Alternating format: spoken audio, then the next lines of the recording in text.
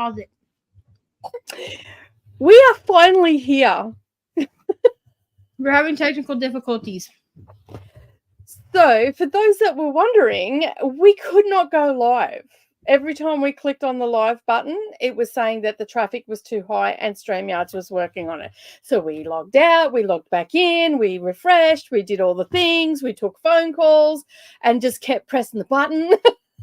And then finally, we are live. So, yes, I was asking some questions while phone calls were happening and all that sort of stuff.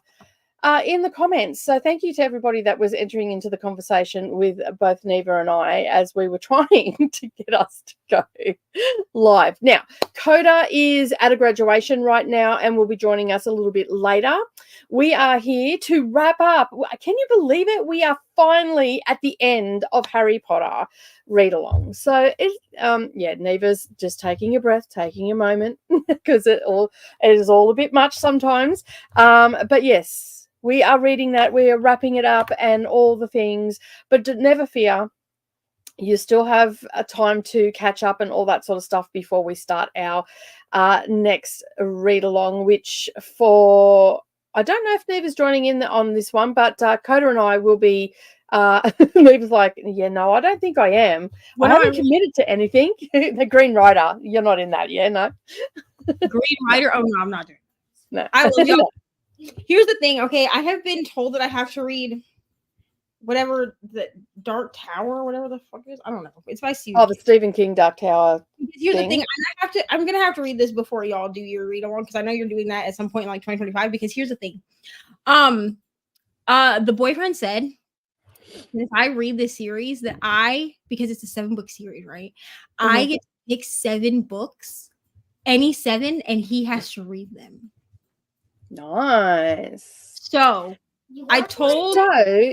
maybe you could start the Dark Tower series when we start Green Rider, and then on the because we've got 8 books to read. So yeah, because here's the thing. Thank you. Because here's the thing. I told the Cult Myth girls that this was happening because I was like, "Are you serious? Like any 7 books? Like I was like, he's gonna. There's like a catch." You know what I'm saying? Mm-hmm. He's like, no, any 7. He's like, you can pick whatever you want, and I'll read it. Like, I'll read it. Nice. So he's reading Priest and he's reading Icebreaker. I don't know what else he's reading yet, but those are definitely 2 that he's reading. We make all the men read Priest, to be honest. What? So yeah, because we start that next week on the 23rd. So you could start the Dark Tower series at the same time. There you go. Okay, that's what I'm going to do then. Yeah, because... so then your Sunday and Thursday nights will be Dark Tower and will be Green Rider. So maybe Green Rider crosses over with Dark Tower. No, it doesn't. So, am I still here?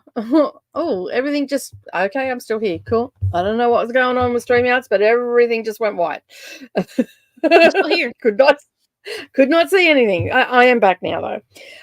All right, so as I said, we're finishing up Harry Potter today.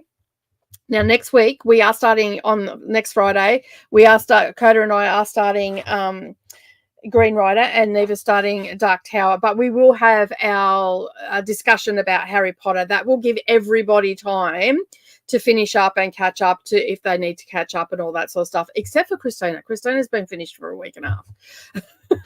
So, yeah. Honestly, all right. I almost also did that. Like, I almost really just finished the book. But then I was like, you know what? I had enough emotional damage just in the pages that I needed to catch up on. I was like, maybe we should breathe for a minute. Yeah. Breathing is good. Breathing through it is good. I only come back with my voice. Just know I am not a cute crier. So.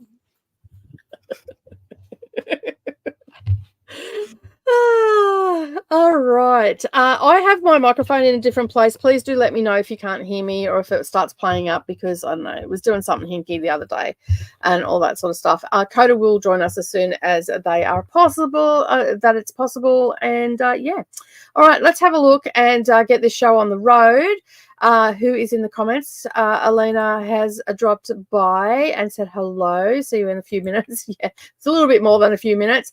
Monica's going to be working and lurking today, and hope everybody has a really good day. Vanessa's also dropped in and said hello.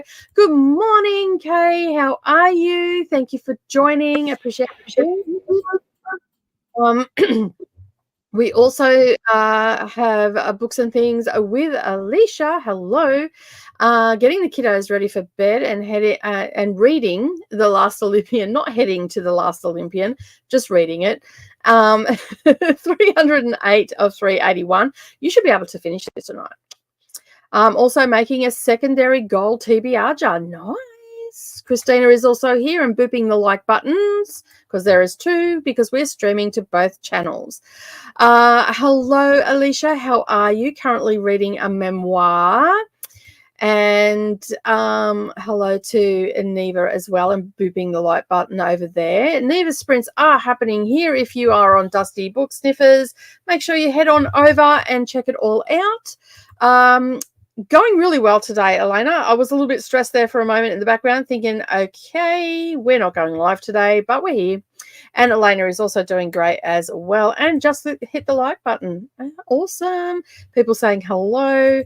Vanessa has also liked both channels. Thank you, everybody, for doing that. I know that it's a little bit weird that we stream to both places, but this just helps us to keep our audience engaged and all that. And I know that there's viewers over on Neva's channel that don't necessarily come over to my channel and vice versa. So I don't know why, but anyway, it is what it is. And it's entirely up to everybody. But we appreciate everybody that turns up every week and hangs out with us because it's a lot of fun. And we feel, well, I can only speak for myself, but I feel like we're all friends. And, you know, if I could see you all live too far away from me. Right. Calling people subscribers is so weird to me because I'm just like, yeah, because they're not subscribers. You know what I mean? It's fine. Yeah. It's very much so. I agree with that. So basically, then there was a ton of comments that we're on our way because of, you know, StreamYard's playing funny buggers. Denise is also here. Is it Denise or Dennis? No, it's Denise. Yeah. Denise. It's all right. Yeah, it's Denise. It's all right. I just had a moment there. It's okay. I started out strong. We've been here for 10 minutes and I'm starting to fade already. Nice. It's going to be a good day. On page 91 of The Paris Daughter, really enjoying it. Awesome. Everybody's saying hello. Tia was holding. Everybody was holding. We were definitely in a holding pattern for sure. I'm reading Driftwood Summer by Patty Callahan Henry. Awesome. That's an interesting name. Is that a hyphenated name? I feel like that's a hyphenated name. Anyway, everybody's saying hello. I asked how everybody was, and I'm hoping that everybody is really good. Quiet day for Christina.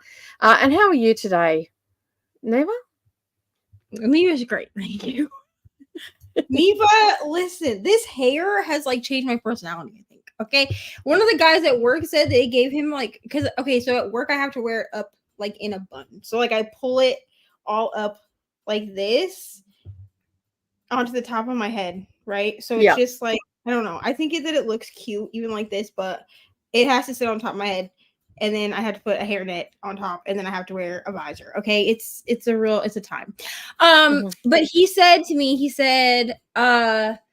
that it gave him like Cruella vibes, like from like the Emma Stone like origin story. First of all, I'm not doing anything weird to puppies, okay? But I was like, he said that, and I said, welcome to my villain era. And so like now, like the amount of sass that I feel is probably unhealthy. So. Well, don't be getting sassy with me. I'll sass you right back. Yeah, but I'm doing great though. That's awesome. Your hair looks wonderful, by the way. Thank you. I like also, it. I feel like my sibling did a great job considering that they've never done my hair before ever. This is their first attempt. So, and they were like, I hope it looks fine. And I was like, bro, it looks great. It looks good. One of the girls at work asked who I got it done by, and I told her, and she was like, oh, she's done your hair. Like, they've done your hair a lot. And I was like, no.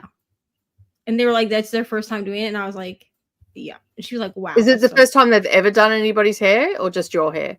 just my hair. But also, like, my sibling is white. Their hair is very different from mine. And like the hair that they have done is not texture like mine is. Yeah. I mean, all hair has some texture to it, but you know what I mean. Yeah, so yeah, they yeah. have like they just like tend to cut their hair very short. Not like short, but they do kind of like the I don't want to say like the Justin Bieber cut, but like that's kind of what it is. You know, they'll do like undercut or whatever, and then have like the top, like The fluffy top. Yeah. Because they're androgynous, so they don't really. I mean, sometimes they're more girly than other times. But they don't usually do other people's hair. Like they just do their own. They're like, if I fuck up my own hair, fine. She's done they've done a fabulous job though. Yeah, they did great. I mean, I had like 2, I think, or 3 that came out of the back, but I think that they came out because they weren't quite sure what they were doing when they started, and you start in the back, right? And then you like move forward. But I told them, I was like, if the ones that come out are the ones that are in the back, I can clip the hair. Like if I can't get her, like if I can't have them redo it right then, I can just clip the hair underneath like the rest of the braids. And if it's down, you can't see it. Yeah, well, that's it, because it's at the back and underneath. So yeah, but that's good that they have done such a fabulous job, that someone like has because I'm seeing it on camera, so I'm not seeing it up close, but someone in person has actually said that they've done a fabulous job because they've asked where you've got it from and do they do your hair all the time. Yeah. So I'm just gonna have them do it from now on. Atia is pretty good considering didn't sleep at all and was up super early. I'm truly surprised that I've been able to be up for this long today. I get like that sometimes where insomnia just kicks in and it's like I'm an ever-ready battery just going. Don't stop. And I'm trying to finish some volumes of manga and picture books so I can return them to the library tomorrow before I start the Kindle reads, which are The Lotus Palace and A Woman is No Man. Awesome. Nice. Good books. Yay for the good days. That's it. I'm trudging through Fangirl Down. Really, just DNF it, Vanessa. Like if it's not your like, I enjoyed it. I thought it was a good read, and I think that I read it ages ago. I don't even think I've vlogged about it. Did I? No, I didn't. I think I just read it. I really enjoyed it. But if you're not enjoying it, just put it down. Vanessa's also updating when I'm sprinting this month. Fun stuff. Awesome. Yeah, it's always fun when you've got to put everything in and then you look at your calendar and go, what am I doing? Alicia is reading a memoir off the Kindle KU challenge. Awesome. Thank you for joining. It's getting sad and making me feel some type of way. I hope you are doing well, Nicole. I am doing well today. Thank you very much. I didn't have much sleep last night, but I must have had a very restful sleep because I feel pretty good today. I mean, my eyes are tired because I haven't slept long enough, but I feel body-wise, I feel really good. Mentally, I feel really good.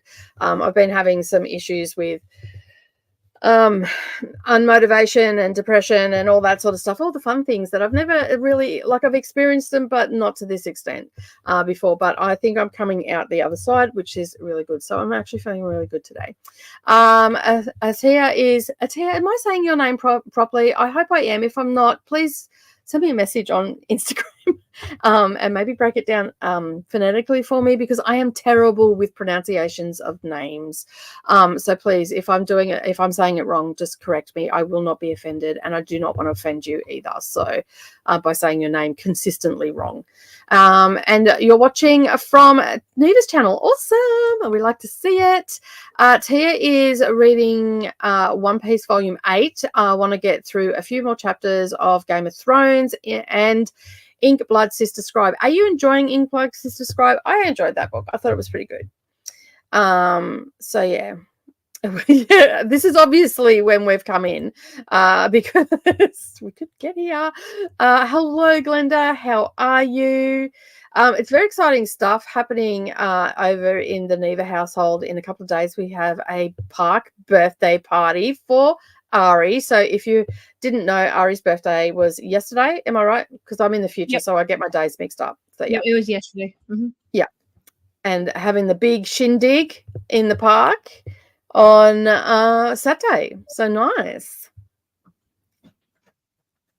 Hello, Ari. How are you? Say hi. Hey, you. Love it. Just love it. Yes, we're loving Neva's hair very much so. And I don't feel so out of place because Neva's got the grey, sporting the grey too. So it's the grey parade.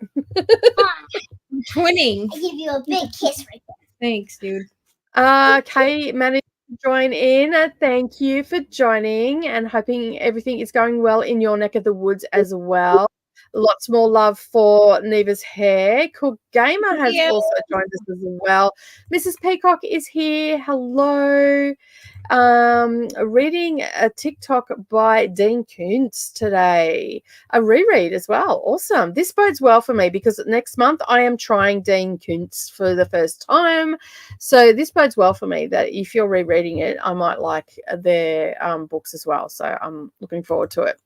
On chapter 14, this book Won't Burn by Samira Ahmed is how you pronounce that, I'm pretty sure. Enjoying it so far. Ooh.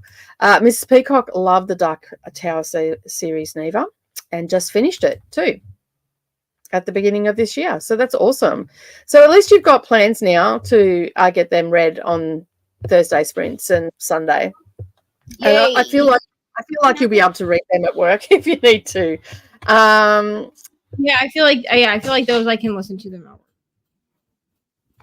And you are, so this is to Neva. Me. So yes. Yeah. Yeah. So okay. So my boyfriend read them. He needs the last book in the series, which I'm going to order this week for him. But he needs the last book in the series, and he was like, "You have to read this." Blah blah blah blah blah. Right. So he read The Silent Patient, and he just thinks that he's like so great for reading The Silent Patient, which that book is great. That book is top tier. But he really wants me to read these. So I was like, okay, I'll read them. Well, then I made the mistake of being like, yeah, I have some friends that are going to read them too, but they're not reading them until 2025. And then he was like, well, if you read them, then you can pick 7 books that I have to read. So now I have to do it before 2025 because I need him to read my books. This is true. Yeah, and you should speed it up. So yeah, and as you're not doing the Green Rider, it's perfect because at least then you'll know what you're doing. Because I don't know about you, but I actually enjoy the fact that I know every Sunday, your Sunday and your Thursday, and my Monday and Friday, that I am reading a particular book. It just makes life so much easier. I don't have to think about anything on those days. I just get up and I know that that's what I'm reading. It's not overwhelming to like read things that way because then you have like a schedule.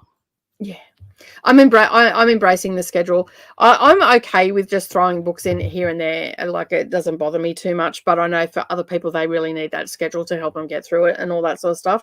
But I am embracing this schedule a little bit more, especially with buddy reads and whatnot. So my Wednesday sprints are generally a buddy read. So on Wednesday just gone, I read My Heart is a Chainsaw by Steve Graham-Jones.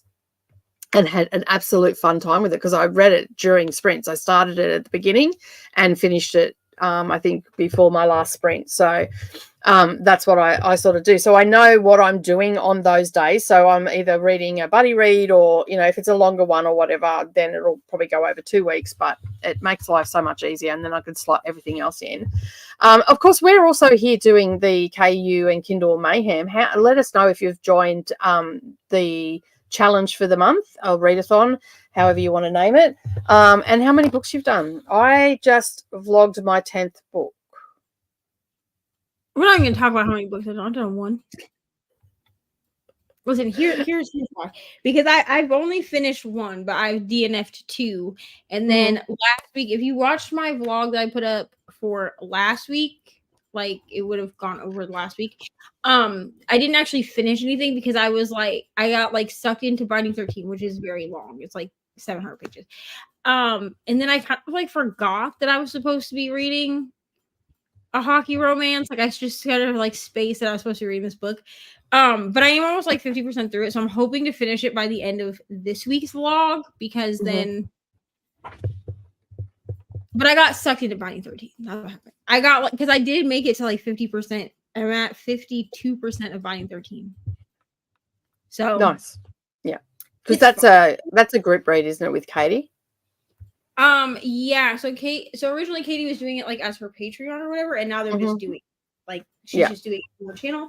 And then also I got to 40% of Funny Story, which is my virtual book clubs book. One of my book club books. But the thing is like I have to just have what is it called? Offside or whatever the hell it's called. Offside. Yeah, offside. I have to just have that one just like sitting like on my Kindle, like the lock screen, because then I'll just open it and automatically read it. But if there's something else sitting on the lock screen, then I forget that I'm supposed to be reading it. I don't know if I'm really going to read any more things by this author, if I'm going to be honest. Like, this one's probably going to be 4 stars, unless the ending is really stupid. My second week vlog is coming out tomorrow. It'll be up tomorrow. The second week vlog came out on Monday. I was going to put mine out on Thursdays, but I'm putting them out on Saturdays because I just don't, because I had the buddy read on Wednesday. I'm not finalizing, so I felt like it was halfway through. So yeah, I just pushed it to Saturdays. So yeah, it's coming out tomorrow, and I've actually had a really good reading week with KU. I've actually found some really good authors and all that sort of stuff. So yeah, I'm on to my 11th book, which is Heart of Night and Fire by Nishara J. Tully, and it is absolutely, according to the cover, an absolutely addictive slow burn fantasy romance. I will say that also, while I am faster reading on my Kindle than physically, it's still who needs that? It's still slower for me to read on my Kindle. Than like if through audio, and I don't really have that many of these that have audio. So I've actually found audio for all of mine now. Yeah, so I found audio for some of them via like Everand or whatever. Yes, but Offside doesn't have an audio, or it does, but it's Audible exclusive, and I'm not.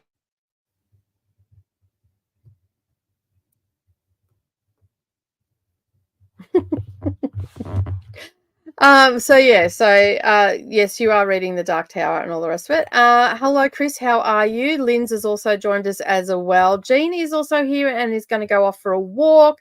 I could not wait that long. That's fair enough. Sunray is also here. Hello, just woke up. How are you? Hope your morning's going well and you've got your morning cuppa and enjoying your morning. I'm editing a video scheduled to go up tomorrow, so I'll be lurking. That's fair enough, Vanessa. I'll be lurking too. I do have to get mine. I've got quite a number of clips to piece together, but I feel like there's not going to be much editing this time round because I've done a lot of my videos in one take. So yeah, I feel like it's just going to be, and I've already labeled them all, and I've got five clips to transfer during the sprints at some stage. So yeah, hopefully I can get that all done in the first sprint. It takes oh, hang on, we missed one. Here we go. Okay, I don't understand what this is. Is this a name of a book, or are we responding to someone? The one up, the book that it was up here that you were. Oh yeah. Name, is it hyphenated? So I'm guessing this is just that's just like their initials. Yeah, I was just like, yeah. We read the comments, and then we probably forget what we've read. Also, for people who want to Sister Scribe, if you want it right now, it's at least in America, they're doing like an Amazon sale, like a book sale, and it's that book is $1.99 right now. Yeah, I got it. I ended up getting it on at the time when I started reading it. It was on sale here. I got it for like $4 or something. I think it was. So it was yeah, it was nice and cheap. It's on sale right now for $1.99. Mm. If you live in America, I don't know where else like this because there's like a giant Amazon book sale going on. So they're doing ebooks and physical books, maybe audiobooks too. I don't know.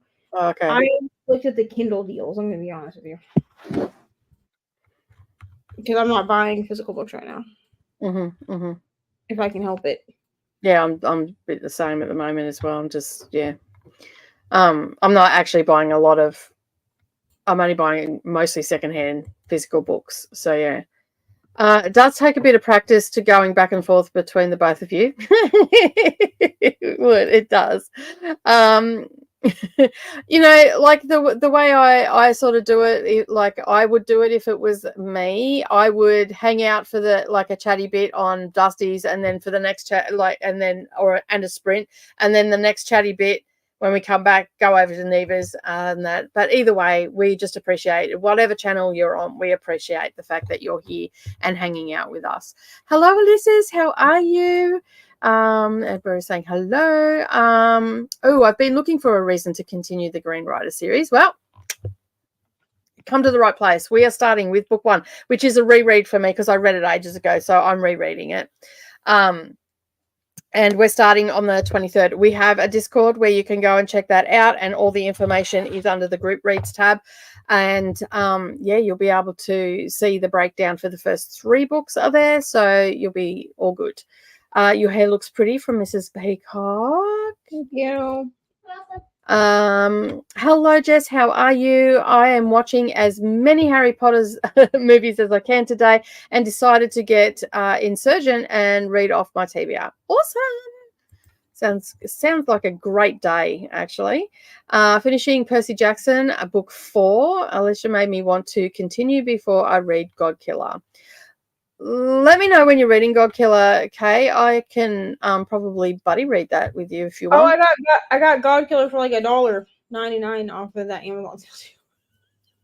Man, I've got to get on Amazon. What the hell's going on over there? Because I need to I've read got it. Kindle. I don't have. I went over and I decided to look and see. I just wanted to see like what they had, and one of the first books that it gave me was freaking God Killer, and I almost bought that the other day at the bookstore, but I didn't buy it at the bookstore. I ended up getting Cruel Prince and Serpents and Their Wings of Night because they had the hardcover version of Serpents and the Wings of Night, which is obviously more expensive. Looking at me when I said my birthday stuff. Okay, for anybody in Australia, evidently the book sale's not happening here. But the Serpent and the Wings of Night, I don't know if anybody's ever seen the hardcover. I have it in footage for my vlog for this week because I did a mini book haul. It was 2 books. Okay. But I was like, well, I'll just get and she checked it out and everything, and I was like, okay, well, I don't have quite enough money to get both on the same transaction. Well, Serpent and the Wings of Night made it so that I had spent $100, and so I got a $10 credit. So Cruel Prince only cost me $3. What? Nice. So I was like, go ahead, let's do it. Oh, awesome! I am pronouncing it correctly. It's always a bit how you going with me and names. It's just I'm just not good at it. Inkblood Sister Scribe is awesome. I agree. It's a pretty good book. I thoroughly enjoyed it. Happy birthday to Ari. Rachel has also joined us. I'm having a lovely day, and your hair looks so cute and pretty. It's so nice. If I can find them, I'll read them with you. So there you go. Yeah. Because I have not read them yet. I don't think we've ever done a buddy read together. That's fun. Allie Cat is here as well. Hello to Rachel. I'm trying to do KU Mayhem, but I also have to clear some library books. That's fair enough. And my brain is not braining correctly. I have moments like that all the time. It's all good. Hey, Jen, how you going? I'm reading a self-published book written by a friend's friend. And it is not good. but I said I'd read it. That's the worst when you're like, sure, I'll be like a beta reader or a alpha reader. Which, if you don't know what the difference between that is, an alpha reader is just like a person that reads it as an alpha. So like they have to read all of the things before it's actually edited, and a beta reader needs to read it for after it's been edited at least once. So like I was a beta reader for my friend Amber. Her book is actually good. I pre-ordered it, just so you know. I mean, do I know anything about marriage? No. Is this book about marriage? Yes, it is. But you know what? I still pre-ordered it because you love to support. But it's the worst when you are asked to beta read and you're like, of course I'll beta read for you. And then you read it and you're like, this is terrible. Just so you know. But I'm just saying. Because then you feel like you have to read it anyway. Yeah. Because you feel obligated, especially if they're a friend too. Yeah. I like my friends to be honest. That's why I don't write, because they tell me that my writing is shit. I just don't open myself up to that. Hello, Steph. How are you? I'm reading When the Moon Hatched, but I'm thinking I might switch to something else tonight. You were going to say, Neva, sorry?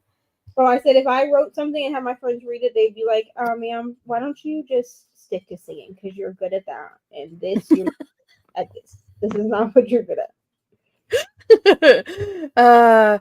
I know my faults, and writing is one of them. So, yeah, I'd never do anything like that. And if you want to be deaf, I'm your girl. If I sing, I'm your girl. If you actually don't want to ever hear anything ever again, because that's what my voice will do to you. Hello, Tanil. How are you? Home from the community centre and hoping to have a snack and then read Sunbringer. Awesome. How are you enjoying it? I know that Brittany, Leandra, and Julie were having a fun time on sprints about it the other day. I'm going to make coffee in the first sprint, I think. Awesome. We approve of this. Lots of coffee is needed. Looks like God Killer is also on the Kindle sale. Yeah, not here. Not here. Yeah, God Killer is on the Kindle sale. I got it for $1.99. It was the first book. Because I bought that one and I bought Inkblood Sister Scribe. Because they were the two that I knew I wanted to read. Because a lot of them are also on KU. Like I was going to buy the... well, this is going to age me, but that's fine. So the creator of VeggieTales, Phil Vischer, he wrote like a memoir book. It's called Me, Myself, and Bob. If you don't know who Bob is the tomato. Yeah. Okay. But I love VeggieTales. Like I grew up watching VeggieTales. Like to this day, like I have already watched VeggieTales because I feel like that they explain Bible stories really well for children without making it like scary. You know? Yeah, that's fair. So if you ever want to see me, like, if you ever like sing a song, I could always sing a VeggieTales song. I can hear the theme song in my head. But I was gonna buy it because it's like 99 cents or $1.99 or something. But it's also on KU, so I was like, I'll just read it. No, so I'll just read it on KU. You can try it on Saturday. It will fit. It's a one size fits all, and you are not very large, so it'll fit you. Yeah, here God Killer is $9.99 on Kindle and $12.99. If you buy the Kindle, you get the book for $12.99.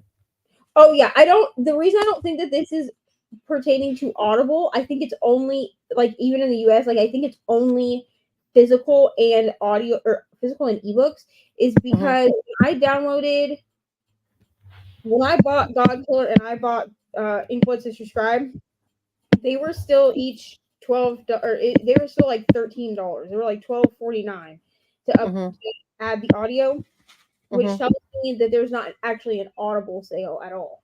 No. But yeah, there's not even a Kindle sale in my neck of the woods. No, I'm sorry. This is rude. That's rude. So the memoir is really good. It's called I'm Not Crazy, Just Bipolar by Wendy Williamson. Nice. I have my Green Rider book all tabbed in preparation for next week. Go to Neil. I have mine tabbed too. I'm ready. I am ready. So I'm glad that you're joining. And for anybody else that wants to join, the information is all on Dusty Booksniffers Reading Nook Discord, not the Kindle Mayhem one. That's a separate Discord altogether. So yeah. I'm so excited to be starting. I'm determined to get my NetGalley arc done. Every time I pick it up, every time I pick it up to read, something happens to prevent me getting more than one chapter done. Well, you'll be all happy to know with my NetGalley, I have actually got my after my schmozzle of the beginning of the week, I have gone from 21 ebooks down to 16. So I've got one in the process at the moment that I'm reading. So I should be finished that either tonight or tomorrow morning. That because my plans have changed for the weekend now. So I'm just going to focus on all of my arcs. And I also did up a to-doist list for my NetGalley and put them all in the months and all the rest of it. And with Amazing Readathon, I managed to get 9 arcs that are overdue onto my sightseeing and 1 KU that I pages. I am trying to decide how I'm going to do this for Amazing Readathon because I also have a bunch of backlist arcs. I also I might actually do this after I finish Harry Potter. It'll depend on how I'm feeling. I might just crawl into a hole. But I need to. We might just get Neva's silent screen and just occasional comments groaning and moaning. I need to start Protect Your Gaze, but I don't actually know if Coda has started it. And I don't want to start it without him because technically it's not due until July. So like we technically have like all of June that we could also read this book. Mm-hmm. When I spoke to Coda on Wednesday, he hadn't started it. Yeah, so but I need to start that at some point, but whatever.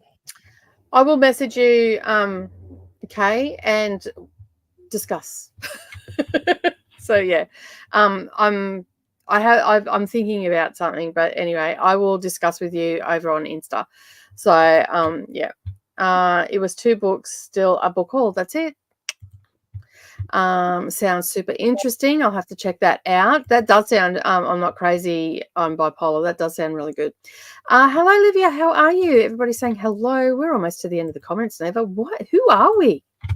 I mean, truly, that never happens on Thursday. Just here to say hi, hitting the like buttons because I'm going to go to sleep. That's fair because I'm pretty sure Olivia's in Europe. Yeah, she's not going to live. So I want coffee. I need coffee too, and I haven't taken my vitamin B, and I can actually feel myself fading. Sunbringer is very dramatic. Lots of dire circumstances. Nice. I like dire circumstances. Hello, Melissa. How are you? Thank you for joining. Appreciate you being here. But my son keeps telling me you already had your 3 cups of coffee today. Oh, no. Coffee, please? What is that? No, you can't have that negativity in your life. I think it's time for your son to go to bed. And then you have Ari, where I will be literally drinking a cup of coffee, and she'd be like, "Do you need me to make you more coffee, Mom?" Because I feel like Ari is already, like, when she wakes up, she's on cup 10 level of energy for the day, and she hasn't had a single one. How to get where I am. She's like Anna from Frozen.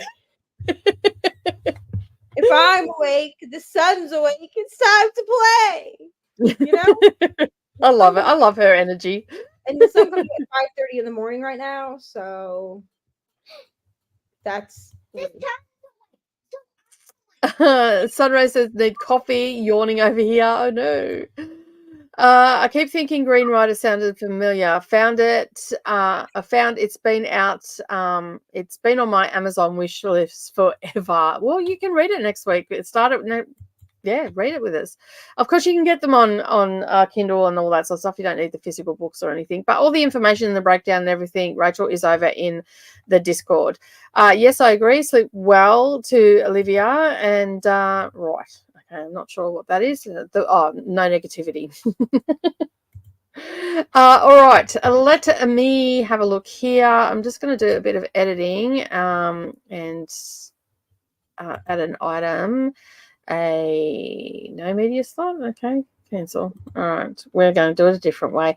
Hopefully this won't do anything to upset the apple cart for the stream.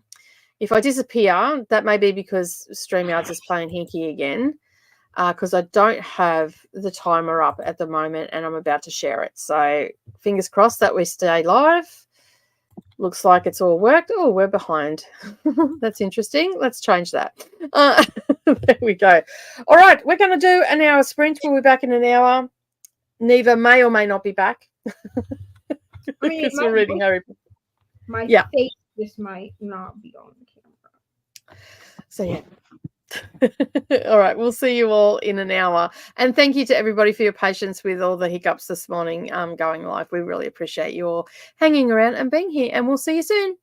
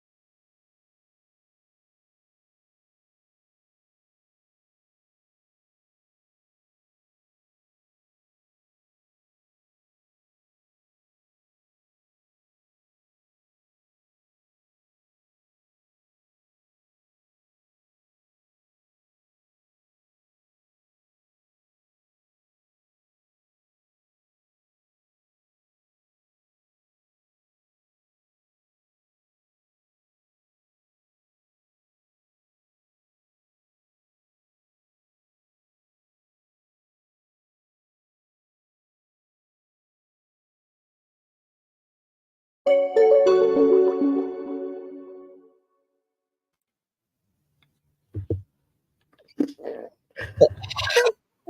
right at the wrong time. Like, right at, like, go, Mrs. Weasley. Oh. So, yeah. Actually, Oh, no. Hello. hello. Are you okay?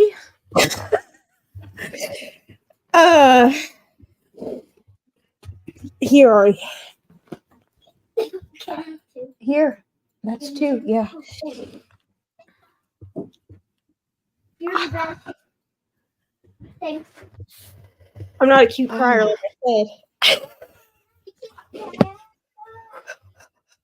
I'm like goosebumps. I haven't cried yet. I've felt things, but I haven't cried yet. So I'm not completely dead inside because I am feeling stuff. And yeah.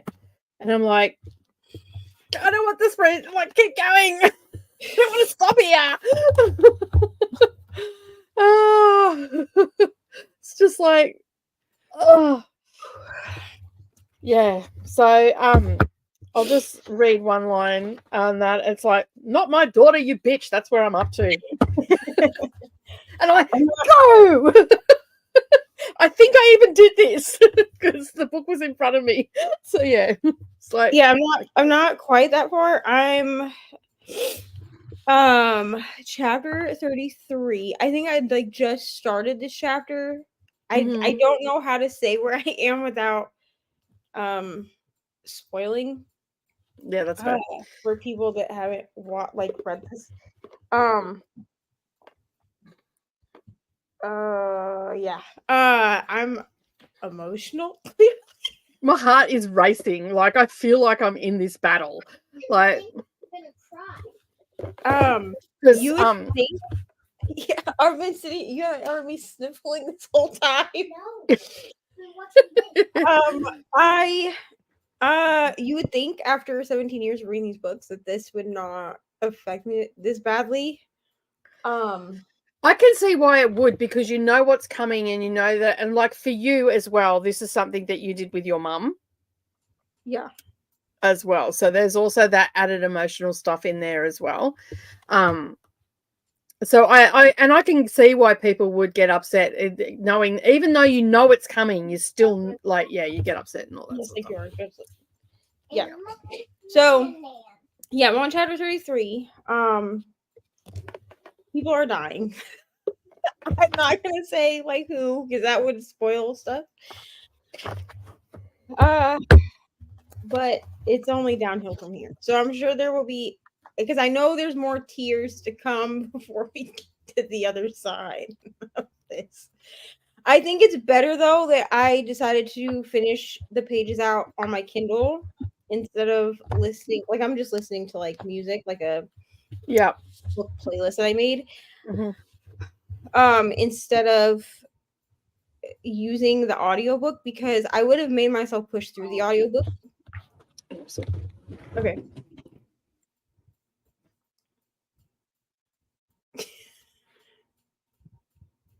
I hit myself in the nose. Okay, Nicole will be right back.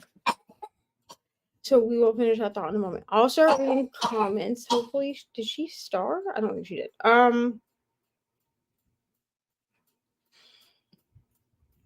I think we're here. Hello, Michael. Hello, Jamie. After finishing over 1,200 pages of reading with eyeballs in 2 days, I'm listening to an audiobook, This Sprint Passing by Nella Larson. Wonderful. Hello, Katie. Just joining. How's everyone's Thursday? Our Thursday so far is great. How is yours? Allie, 58% of The Witcher, The Time of Contempt, got to go now. Thanks. Okay, goodbye, Allie. I'm sure you're gone. Everyone's saying hello. Getting distracted in this sprint. Might try to read next sprint. Guess I'm trying not to focus on just reading, but also kind of just waking myself up. That's fair. Hi, Kelsey. Reading a Kindle Unlimited book called There Are 3 Women and 4 Men. Is this like a reverse harem? Like, what is this? That wouldn't be a reverse harem anyway. That would be like, what is this book about, Kelsey? Denise read 42 pages on page 132. Jamie got to 29% in passing and started cleaning kitten kennels. Wonderful. 54, chapter 13, A Twisted Love Story by Samantha Downing. I hope you love this book. I think I read this book last year. And me are in the comments. Sure, all right, be quiet. Go to sleep. Oh, Nicole's back. Hi, Nicole. Here, I'll start. Hello. That's all Um, right. You can keep going. Oh, well, I was going to finish my thought, which now I forgot. Hold on. Oh, I'm glad that I'm doing this on my Kindle instead of the audiobook, because I would have made myself push through the audiobook and just, like, at least with the Kindle, like, I've stopped and, like, given myself time to, like, grieve. Fair enough. Look at characters and then move on. I swear, only book people understand the whole, like, grieving book characters thing. I feel like other people just look at us like we're silly. Here, drink some water. Melissa read 94 pages. Settle down. Katie got to 80% of Final Offer by Lauren Asher. I hope that you're liking this book. This is the third book, I think. And I did not finish the third book because I didn't like the way that Cal was written. But I might go back and retry it since I read Love Unwritten. And he makes a cameo in that book. And I like his character in that book. Honestly, I liked his character in the other two Dreamland Billionaires books too. I just didn't like the way that they wrote him in his own book. I don't know if that even makes sense. Alicia got the kids to bed and have exactly 40 pages left of The Last Olympian. You'll definitely finish. Hello, Maria. Finally able to sit down and read for the first time today. I'll be starting Yours Truly by Abby Jimenez. I never know how to say this. Everyone puts an inflection somewhere. Well, I went to school with a guy, and his last name was Jimenez. That's how it was pronounced. That's how everybody pronounced it. Hers is pronounced with an H. Okay. Hers is pronounced like the Spanish pronunciation of a J. So, but it's where they put the inflection. Because some people say it Jimenez and some people say it Jimenez. Does that make sense? You know, I should just go watch like an interview with her or go watch her episode of Cupcake Wars. Okay, well, you're up to lay down right now. You're supposed to be sleeping. Good night. Are you having a hard time, Nicole? Bad place to stop or just rough stuff going on? Or both? Both. That's a lot. Although I'm not crying. I'm the crier here. And actually, I do cry at books, and some books I have sobbed. But listen, I had to. I don't know. I think maybe that if I hadn't seen the movies, I might be a little bit more. See, the movies make me cry too. Oh yeah, I cry in the movies. I cry like at the end of. I cry in all movies. I actually had to keep my camera off for a second because I was actually relatively calm once I turned my camera on. But I looked up and it said there were 10 seconds left of the sprint, and I literally because when I cry, I don't tend to stop my tears. My therapist says it's more healing for you to not stop your tears, to just let them fall. So I have actual I just had tears just rushing down, hanging off my chin. It was pretty ugly, to be honest with you. And I was like, I can't come back on camera like that. So just got back from getting wisdom teeth out. Ooh, I hope you're feeling okay. I hope you're drugged. Yeah, I was gonna say, I hope you're drugged to the hilt, mate. Steph read 45 pages of Lady of Darkness and really intrigued so far. I know Steph also has finished because she didn't want to stop at our pages last week, so she just read the rest of it because she made a post on Instagram. Yours Truly is my favorite one by Abby Jimenez. I'm just gonna say it Jimenez, okay? That's just how I'm gonna say it. And if I'm wrong, I don't want to be right. You know what I'm saying? I need to start reading Abby Jimenez. Katie has been on my head about this. And I know who she is because she was on Cupcake Wars, and I know where I know her outside of the author realm because she was on Cupcake Wars on the Food Network, and also I know where her bakery is in Minnesota too. My grandma's been there, and she took pictures for me, and I need to go there. So that's fun. Did you guys get to the? We are past this part. Rachel. We got to this part not last week, but the week before. Not last reading time, so not Sunday, but last Thursday was when we read through that part. So we're past that. We're in the middle of the battle at Hogwarts. That doesn't actually give anything away because you see that movie. We could have been like, sorry. But I didn't, because like we were already like half an hour late to the live stream because of StreamYard. So hi, Brianna, my darling friend. Oh, also I got a notification that my Clio bag has shipped. If anyone doesn't know what the Clio bag is, I'm gonna do an unboxing when it comes on my channel, and I'm probably on Instagram too. I feel like you've been waiting for that for a while to ship. So, okay, so she is a small business. I just want to caveat that because a lot of people were getting like pretty shitty with her about the fact that her shipment, because so these bags, when I ordered in March. They were supposed to ship out in April and be to me by like the middle of April, right? Yeah. Well, it's now the middle of May, and she just got the shipment she was supposed to get at the end of March. Because they were held up in customs or something, weren't they? Yeah, so it had to do with the actual shipping of the bags to her. It didn't have anything to do with her. There was nothing she could do. She'd already paid for them. She was waiting for them to come, but people were being really crappy to her. Like, people are dicks when it comes to that sort of stuff. She's a small business. Like, she only started, I think, like at the beginning of last year, or the middle of last year, something. Like, she's very new. She's not even like a year old, I don't think. And she didn't expect it to blow up the way that it did, but essentially this is a purse that has this dedicated Kindle pocket. It's the first bag to have a dedicated Kindle pocket, but also have room for all of your other like purse essentials. And I ordered one, and I am going to order another one because they come in colors now. When I ordered, she only had black, and then like 2 weeks after I ordered, she had the colors. But she has a pink one that's like strawberry milkshake, I think it is. She has a matcha latte, which is a green. She has a lavender one, and then A red one? What is she called? Vanilla latte, which is like a it's like a beigey color, and I really want the pink one. Vanilla. But I kind of want the vanilla latte one too, because I feel like I might have outfits where the black one would be too harsh. Can I have a But also, vanilla, like not the bag, but the drink? Can I have a vanilla latte soon?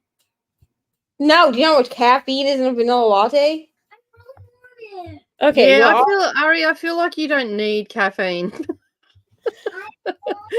I feel like you've used up everybody's quota. Maybe we'll go down to Smoky Row and you can get a kid vanilla latte, because they do make those where it doesn't have any caffeine in it. Yeah. Do they have any lattes? Yeah, go to sleep.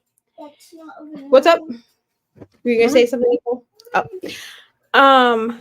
No, it's fine. Rachel said, "Oh, that part." Yeah. The battle. The battle of Hogwarts. It's my favorite part of the whole book. Okay, great. Good job. Go to sleep. Good night. Yeah, the battle at Hogwarts, it's my favorite part for emotional damage, so it's fine. I always laugh out loud at "Not my daughter, you bitch." Yeah, I think that was so unexpected, because I was immersive reading, and I'm like reading along, and then I'm like, who's saying that? And then when I realized what it was, I'm like, go. She says that in the movie too, I think.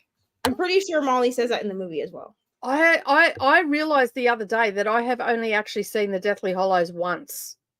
Of all the movies, I've watched them that many times, but I think it's because Savannah doesn't watch the last movie a lot. And it's definitely the hardest one to watch, because you have to watch everything happen. Yeah. It's the hardest one to watch. Yeah, and I think for the most part they've watched the last movies in their room. And my husband has always controlled the TV because he's, I don't know, it gives him comfort to hold that remote, I think. I don't know. Because he's a man, that's why. Yeah. So and he doesn't rewatch stuff, so there would be no way that I get to rewatch anything unless he's not home. So yeah. Yeah, so basically everyone does. I mean, not really, but like that's how it feels, you know? I don't think I've ever cried over a book. Maybe I'm just an unemotional person when it comes to characters in books. Or maybe it's because you read Chris. It's literally because all you read are books that should make a normal person cry. That's why. I feel like okay, so I've had this discussion about horror movies. Like back in the 80s, I used to always watch a lot of horror movies and they didn't affect me like some of my other friends. I feel like, Chris, you have you're desensitized yourself to all the trauma, because if you don't read a lot of trauma, when there is trauma in a book, I think you're greatly affected by it. So yeah. Or if you are a person like me where I like will read a palate cleanser book in between. So I'll read a book that's not super traumatizing in between books that are traumatizing. And so then when I go back into a book that's traumatizing, I've just read some kind of a palate cleanser that's not. And so the trauma still affects me because I'm not just reading trauma. But all you read is trauma, Chris. We got to get you on some fun books.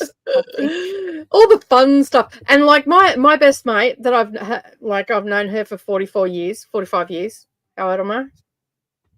Anyway, we've known each other a long time, way too many years to count.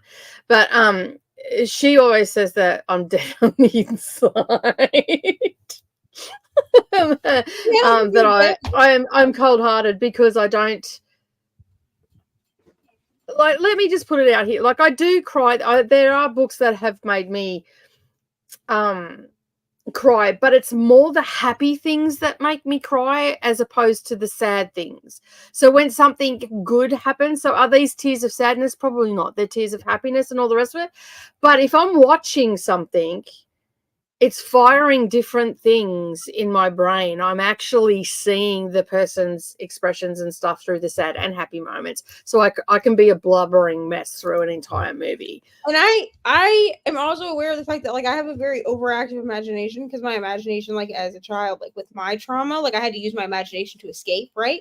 So I have a very vivid imagination. So when I read things, I see it in my head, and not everyone can do that. Like there are I'm the same. I've like got a movie playing in my head. Like, yeah, like if you say to somebody like imagine an apple, like some people like me, I imagine an apple and I can like taste it, smell it, almost feel it, you know what I mean? But some people can't imagine things in their mind at all. So like I imagine things very vividly in my mind, so reading them can definitely triggers my that's why when Twilight came out, how I imagined all the people in the book did not align with the movies, and evidently it was the same for my husband, because we sat down and watched that together, and when the father walked out, we both just cracked up laughing. Like, well, here's the thing, the actual actors themselves were fine for me.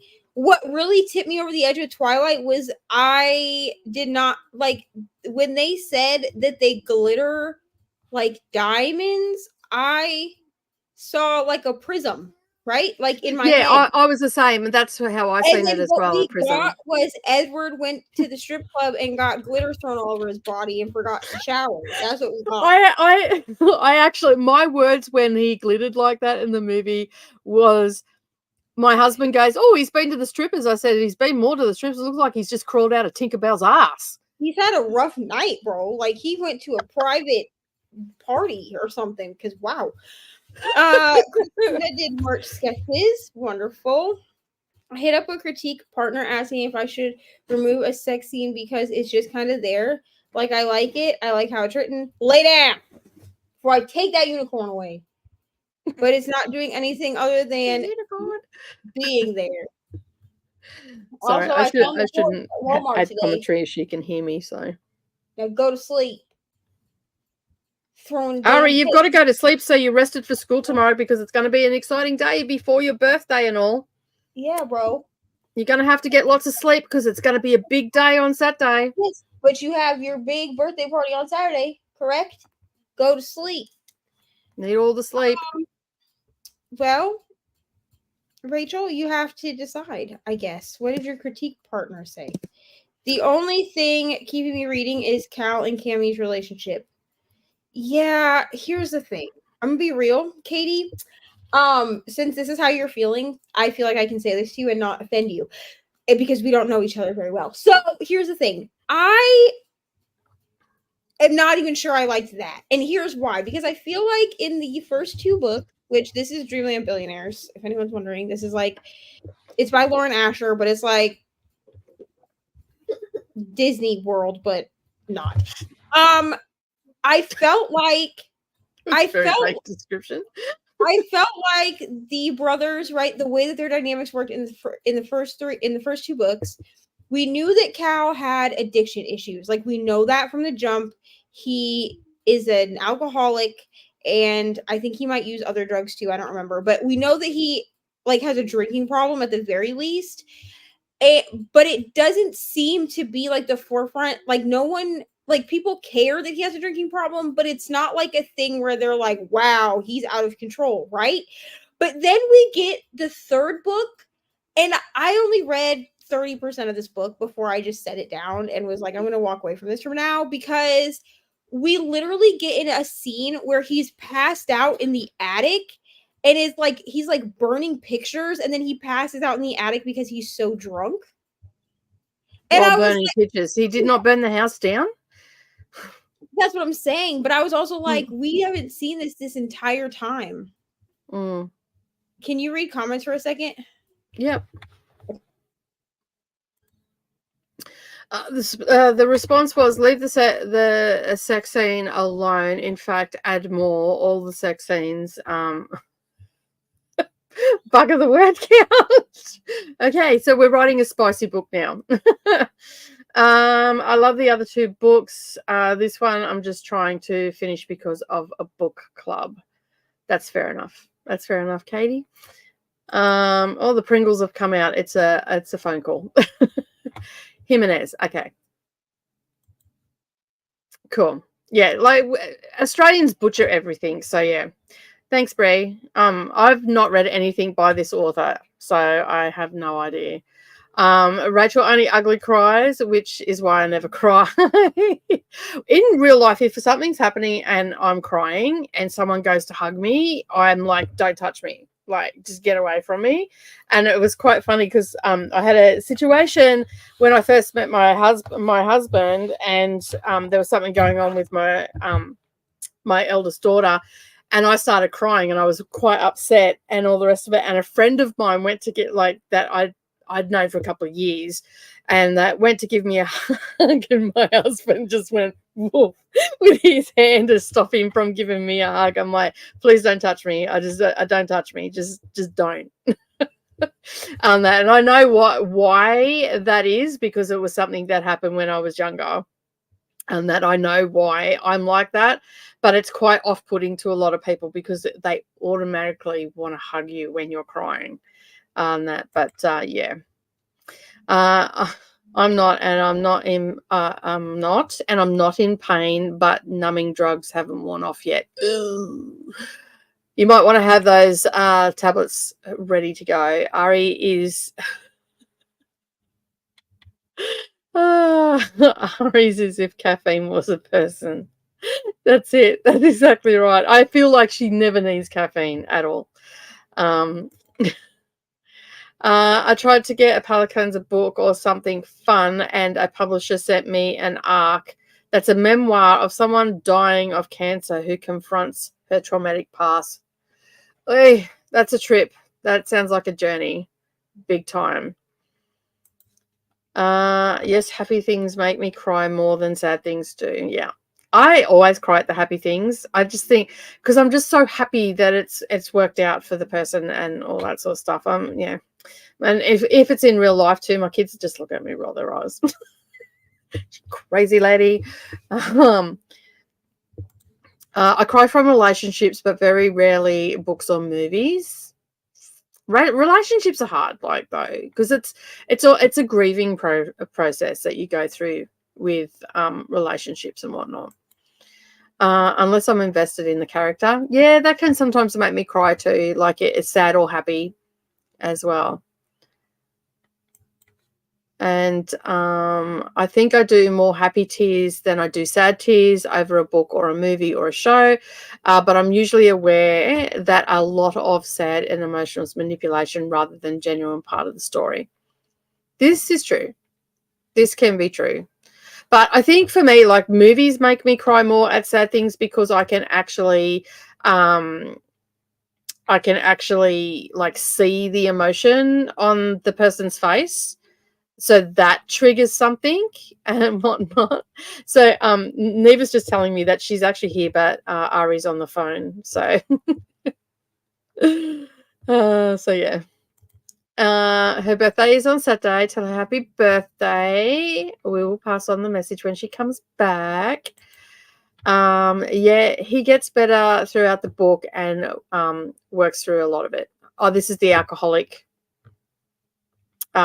character, is this correct? That Neva was just talking about, but it was completely from the middle of nowhere, and I'm sure I was thrown through a loop. Well, that's fair. Like, if it's not been mentioned in the other two books, and this is the third one, I was listening, but there was stuff going on.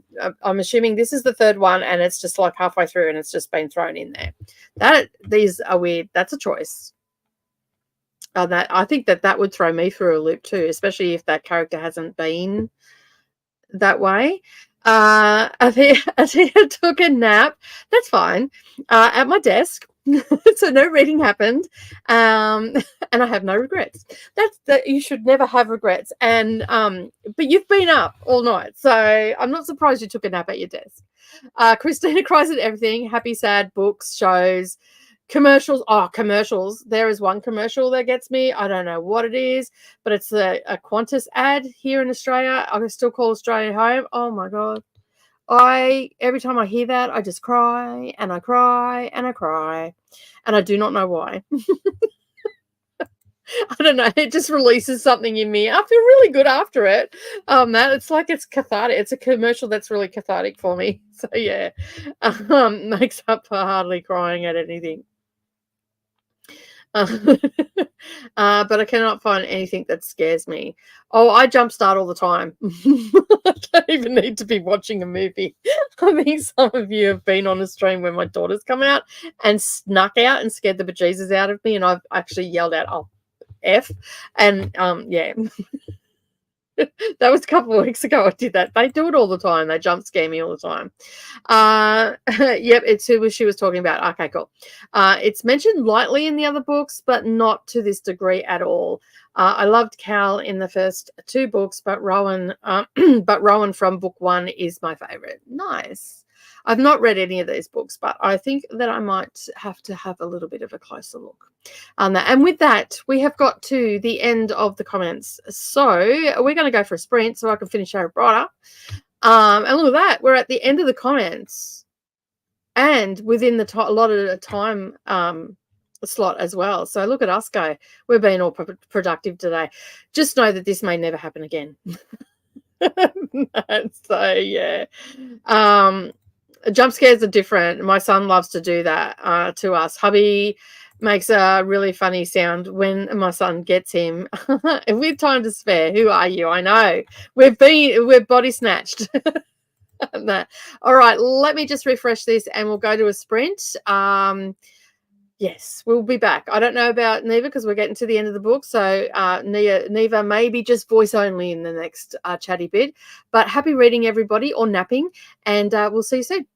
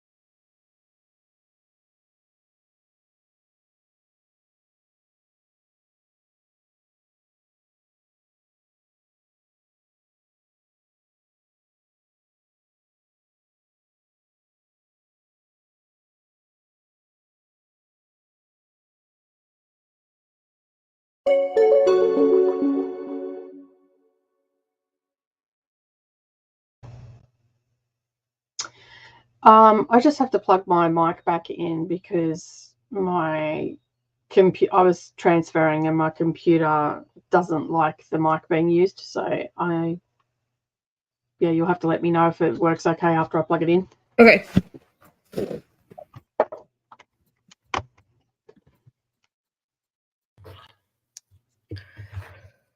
Can you hear me okay?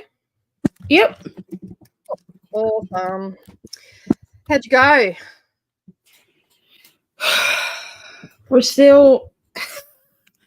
This book gets worse before it gets better, bro. I cannot. Okay. The one thing that's reading with your eyes while you cry is that all of the words swim on the page, even when you're reading on an e-reader. So, I made it to the beginning of chapter 35. So there will be more tears. I have an hour and 7 minutes left, it says. I have finished. You're finished? I'm not surprised. Were you doing audio though? I was immersive reading, yeah. Immersive reading, yeah. Anyways, I'm at the top of chapter 35. Like I literally finished chapter 34 as like this book was ending. And I know that chapter 35 makes me cry, so that's gonna be great. And my eyes are puffy and red, and I probably look ugly, but it's You don't look ugly. oh God. Yeah, this book is great. The time of my life, honestly. It's fine. We're gonna get through it. You know, that's why I only read this series once a year because I cannot take this emotional damage more. Also, like this year, it's like it's hitting differently. Maybe because this is gonna be morbid, but maybe because like I'm sitting in the house. Like my mom died here too. Yeah. So I think it's just like all the emotions. Okay, so yeah, I'm fine. I'll be fine.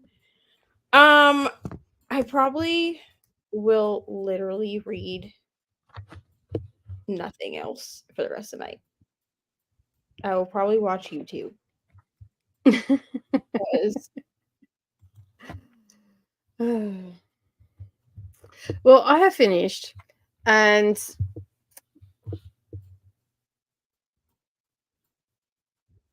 I feel like the ending was a little bit anticlimactic. the jump in time, you mean?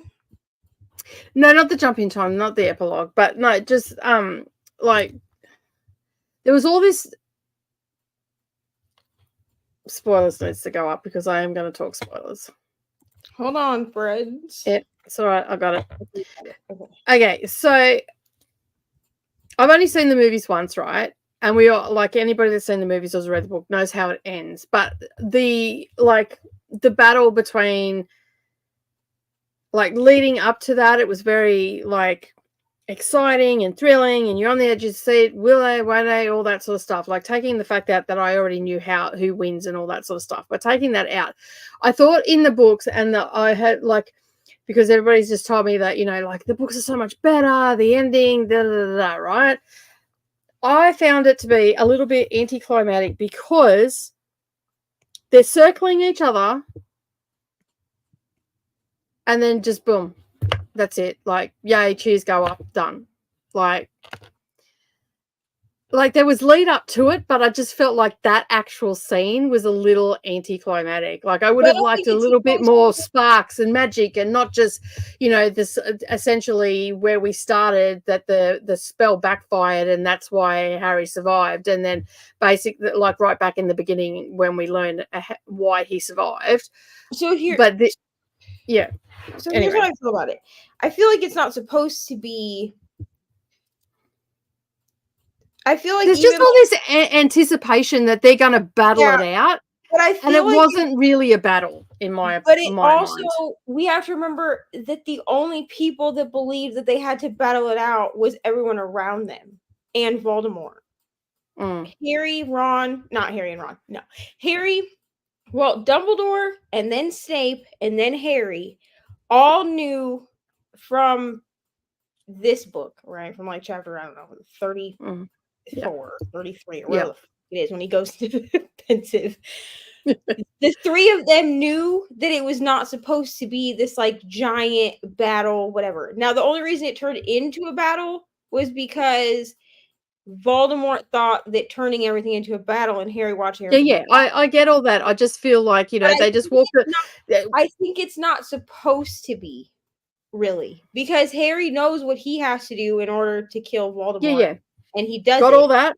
Got all that. And I then just feel I feel like with all the build up, then there was nothing.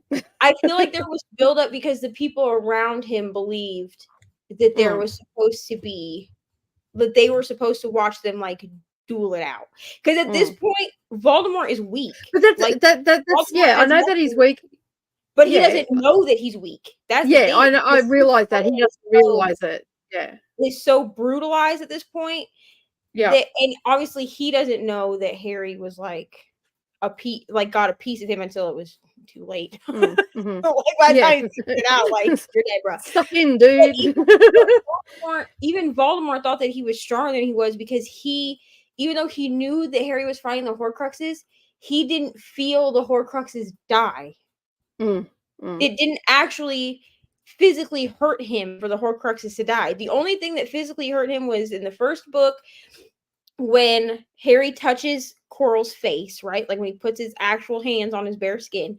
And then when he tries to break into his mind in the fifth book, when they're it's him and Voldemort and Dumbledore like battling in the Ministry of Magic, and he tries to possess Harry then, but it physically hurts him to possess Harry because of Lily's protection.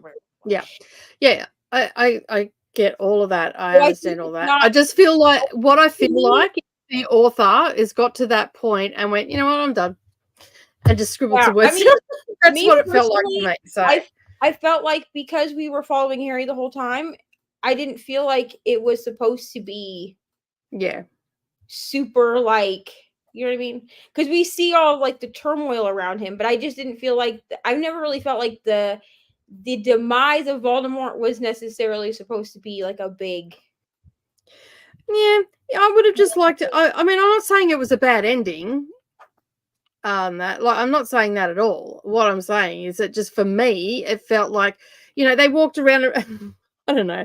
I just like a little bit more when two like a villain and a hero comes up against each other than them walking around into. I just felt like in my mind it just was like they circled each other like pit bulls. I guess, and then one laid down to die. I think the other thing is with fantasy, when there's magic involved, I don't necessarily expect it to be. If this was like a non-magical book, like if this was like something that it was like some like story of Troy, right, where they're using like physical weapons. I mean, a wand is a physical weapon, but what I mean is like they're using like swords, right? Then like in fantasy like that, I expect there to be some kind of battling it out, because like there's no just like casting a spell and then dude dies. Like, you know what I mean?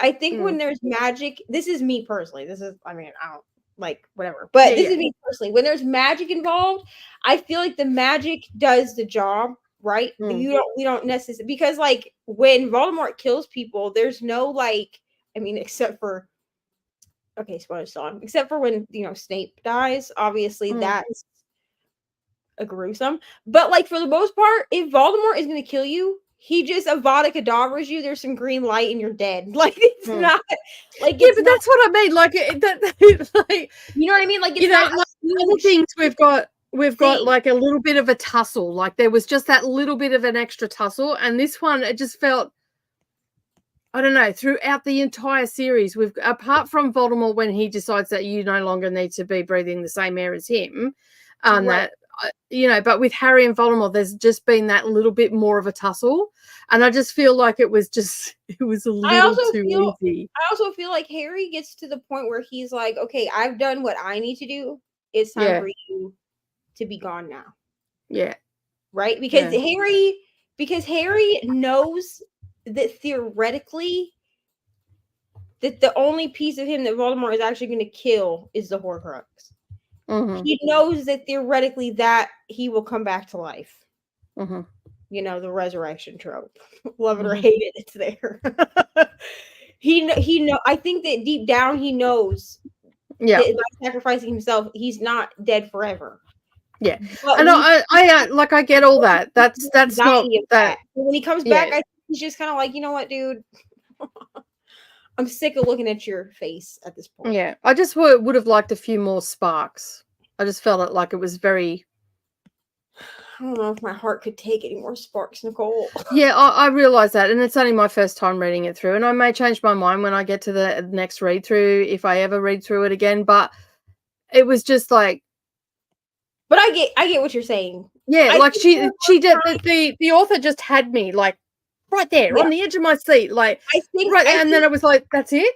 I could see why for the first More pages. it would seem like that. Yeah. Like it would seem anticlimactic. Because like I see, feel I like, blame all of you. I blame all of you. You've all built it up as well, along with the author. You've all built it up, and then we just got to that. And it was done. It was finished, and then it was 19 years later. I'm like, what the? I mean, I never have felt like it was I don't know. I guess also I don't always feel like when a dictator gets taken down that it's necessarily like this big thing. Like they just get taken down. Like, you know what I mean? Like even but even the celebration was very abrupt. Like it was abrupt. Yeah, like I think it was like these people have just gone through years and years, not only the kids, but also the parents of these children. It was just so abrupt. I'm like, I think they were all just tired. You know what I mean? They've all like watched their friends die at this point. Like everybody's dead. I don't know, but I think I just wanted. I don't know. I don't know what I want. I just think it was like great story. Love the books. Also, not saying that it's bad books. I just I pray that if I ever get my hands on a resurrection stone, I won't clearly, but I pray that if I ever do, then my mother comes back because I'll yell at her and then ask her to stick with me while we walk. Whatever the fuck wrong with it. Listen, the resurrection thing in this with the stone, bro. Mm-hmm.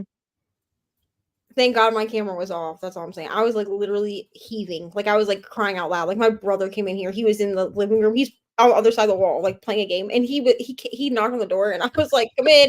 And he was like, what the hell? And I was like, what? He was like, are you okay, bro? He's like, I thought there was a wounded animal in here. Just me. Just me. That's so funny. Just me. You and Harry Potter.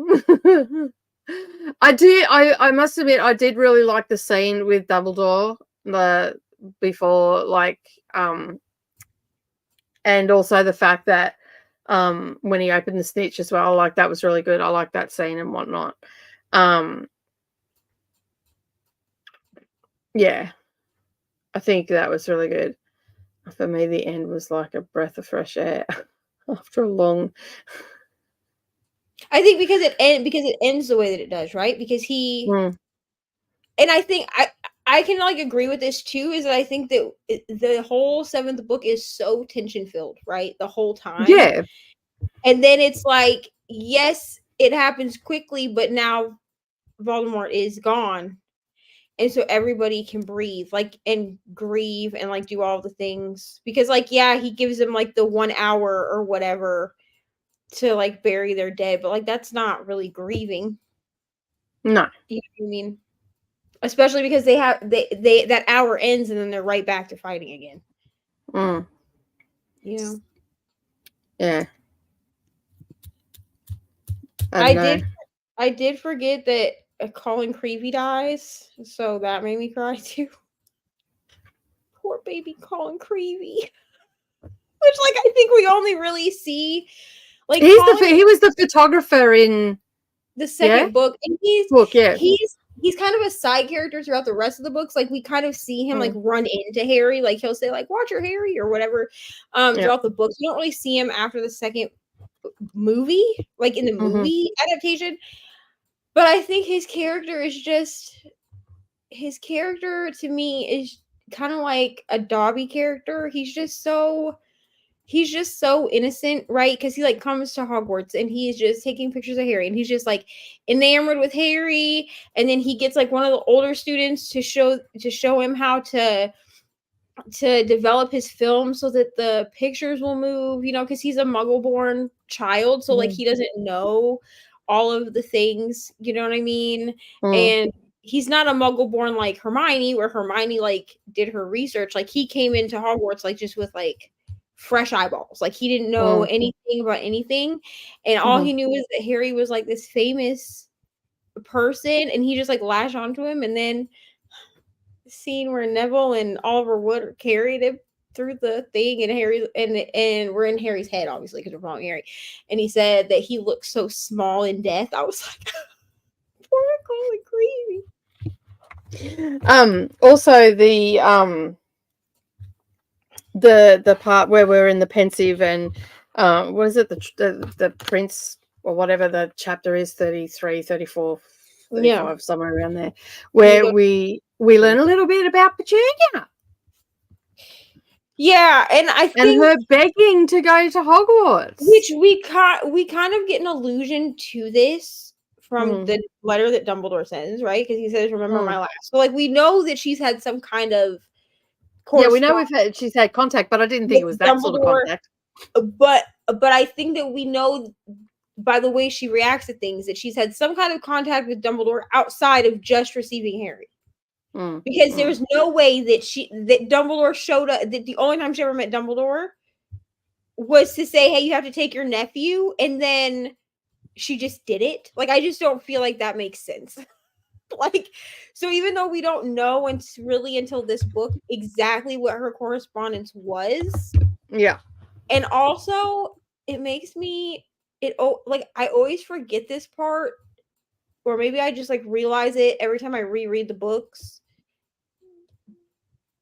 But as much as we hate Malfoy, Crabbe, and Goyle, I think that if we had a book, 50 years in the past or whatever the fuck it would be, probably less than that, like whatever. Anyway, if we had a book that showed the original people, so like Harry's parents, Snape, all of them, I think that we would have felt the same disdain for the Marauders. For James. Yeah, well, see, I said that when we got that vision of Snape being lifted up in reverse. Like they are Draco, Crabbe, and Goyle, but in reverse. And also, like, most of them are not as stupid as Crabbe and Goyle. There's that. Well, that's what I said. I don't know what book that was in when Harry was working with Snape to try and to stop Voldemort. Fifth book, I think it is, where he's seen the image of James and that giving Snape a hard time. Yeah. And I actually thought, well, they're just as bad as Malfoy and his little sidekicks. Like, but I think because obviously we only see Snape through Harry's eyes, right? And Harry hates Snape. But then we see it in the reverse in the pensive when Snape is talking to Dumbledore and he's like, he's this spitting image of his father, blah, blah, blah. And then Dumbledore says to him, like, you only see what you want to see. Because ultimately Snape, he has a shitty way of showing it, okay? But like, ultimately Snape ends up caring about Harry, obviously. Right. Yeah. Well, that was evident. But I think that when Dumbledore tells Snape, like, you disgust me or whatever, because he says, well, at least protect her, right? And he's like, he says, perhaps Voldemort would spare her and take the son, right? And he said, I've already asked him. And then Dumbledore's like, you disgust me, which, like, that's a fucked up thing to say, Snape. What the fuck is wrong with you? I mean, I get it. Like, James is a piece of shit, but like, Harry is an innocent baby. Like, you know what I'm saying?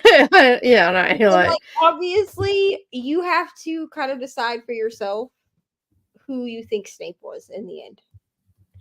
I don't necessarily think that Snape was a double agent, and he was trying to work both sides to get what he wanted, and it didn't work. Think Snape is just a very morally gray character. Yeah. Who is just a flawed human being. So hang on, someone's here. Hang on. Okay. So he just worked both sides of the coin in order to get what he wanted. But we will go read some comments. Let me turn this off. Thank you.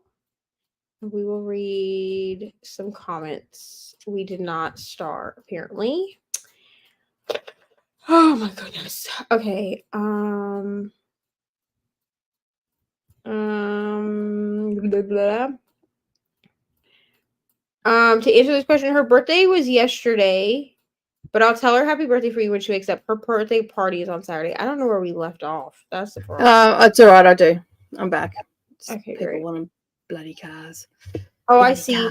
We left off here, I think. Yeah. Because I remember Rachel saying, "Who are you?"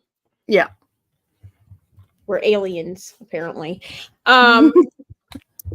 Alicia finished The Last Olympian and Percy Jackson, not counting the newest ones. I need to decide what to read next. Options are Twisted Games or Monsters Born and Made. Honestly, Monsters Born and Made sounds awesome. I have no idea what either one of these things is. Nicole, do you have a vote? I have no flipping idea. So, I'm Twisted going off Games. I was gonna say I'm seriously just going off the title, honestly. Yeah, Twisted Games. That's all I got. A little bit of TV for the rest of the sprint.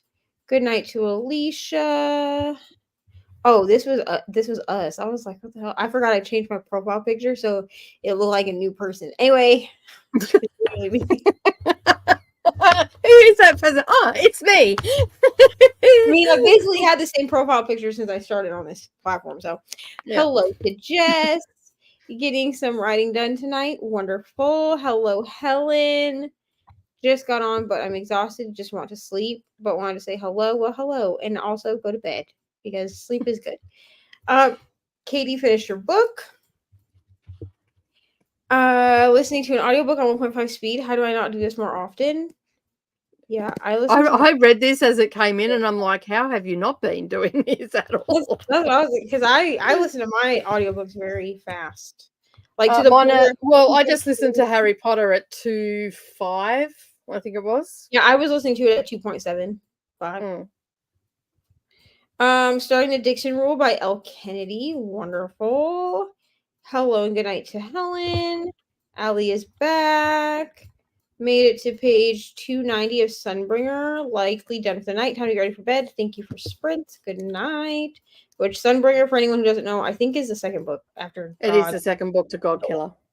Spent that time writing, wrote about 120 words. Wonderful. On page 188 of 362, over halfway done. We're good, Nicole. I was crying and knitting, but the same thing happens. Yeah, I just be out here crying. Apparently, the universe does not want me to do this book haul. First, I lost the footage, and now Clipchamp won't work. Don't know whether to laugh or cry. You know what? Put those books on the shelf and call it done. Yeah, just... It doesn't... The only person that you're holding accountable is yourself. Yeah. And it's obviously causing you stress, so just move on. That's what I do. When I lose footage or something, I'm like, well, that video wasn't meant to be. Goodbye. Yep. I'm exactly the same. I just watched an episode of Bones. Now getting him in bed. Wonderful. Where are you up to, Christina? I got to 14, I think. 14 last night. 15, maybe? I don't know. I got to page 262 of 728 in When the Moon Hatched. Wonderful. I so want to read that. Is it good? I want to read it. I want to read it too, but it's not happening this month. I only read the first 5 chapters. I spent half of that sprint catching up with my 2 out-of-state besties. Wonderful. Nice. Happy birthday to Ari. Yeah, I'll let Ari know everybody says happy birthday. Her birthday was technically yesterday, but we're not doing her party until Saturday because I was not trying to do a birthday party on a school night. So yeah. Hello, everyone. Listening to HP4. My holds are all finally coming on Libby. I was hoping to follow along with y'all, but I'm slowly getting there now. That's okay. That's okay. How many RSVPs did you end up getting? So I know you. I Oh, know I had you established hand I cramps had from two, writing. and this one lady thought that she was just gonna drop her freaking kid off at the party at a public park. No, ma'am. So I messaged her because, like, the way she wrote the message, I was like, this thinks she's really gonna just drop her kid off. Like, absolutely not. So I was like, one of y'all is gonna be with him, right? And she was like, oh, I wasn't planning on it. And I was like, I need other parents. Like, I was like, I need parents to be there for the sake of, like, we're at a public Safety? park. Yeah. Like, if we were, like, at my house, or like we In the went, backyard, yeah, fair enough. But you're like, at a that's public fine. park. But, like, we're doing it at a park. I can't. No, if your kid gets fucking lost at the park, bro, and then it's my fault, absolutely not. No. No, I I started, agree.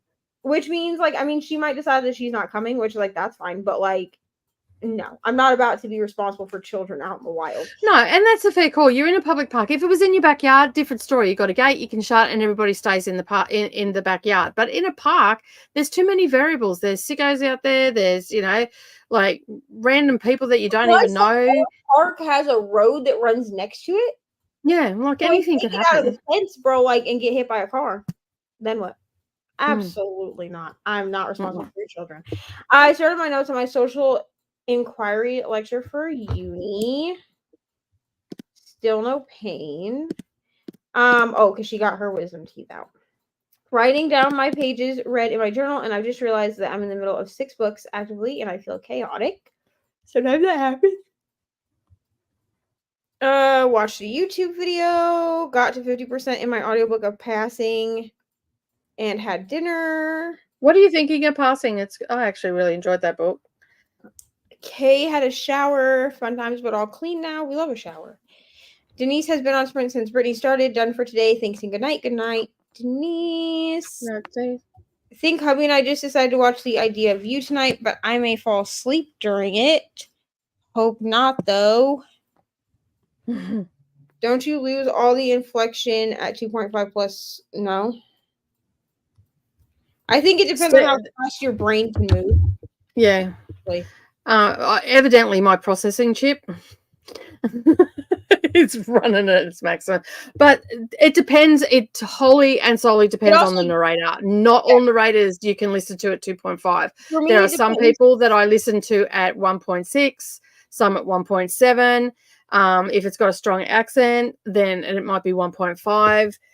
If it's new language to me, so like I'm reading a classic for the first time, that'll be at 1.5. But if it's a series like this, Stephen Fry doesn't read fast, because even at no, and I don't feel like his accent's super thick. I mean, I've listened to the Stephen Fry audiobooks 1,000 times, so but even Jim Dale, like, he has an accent, but I don't feel like it's super thick, because even with Jim Dale, I was listening at 2.5. So I think it just, and I think if you know the characters as well, you know the nuances of the characters and all that sort of stuff, you can listen to it a little bit faster. To be honest, if I had kept listening to Harry Potter, Stephen Fry at 2 times speed, I probably would have stopped reading. Yeah, so for me, it depends. For me personally, it depends on how fast the narrator reads naturally.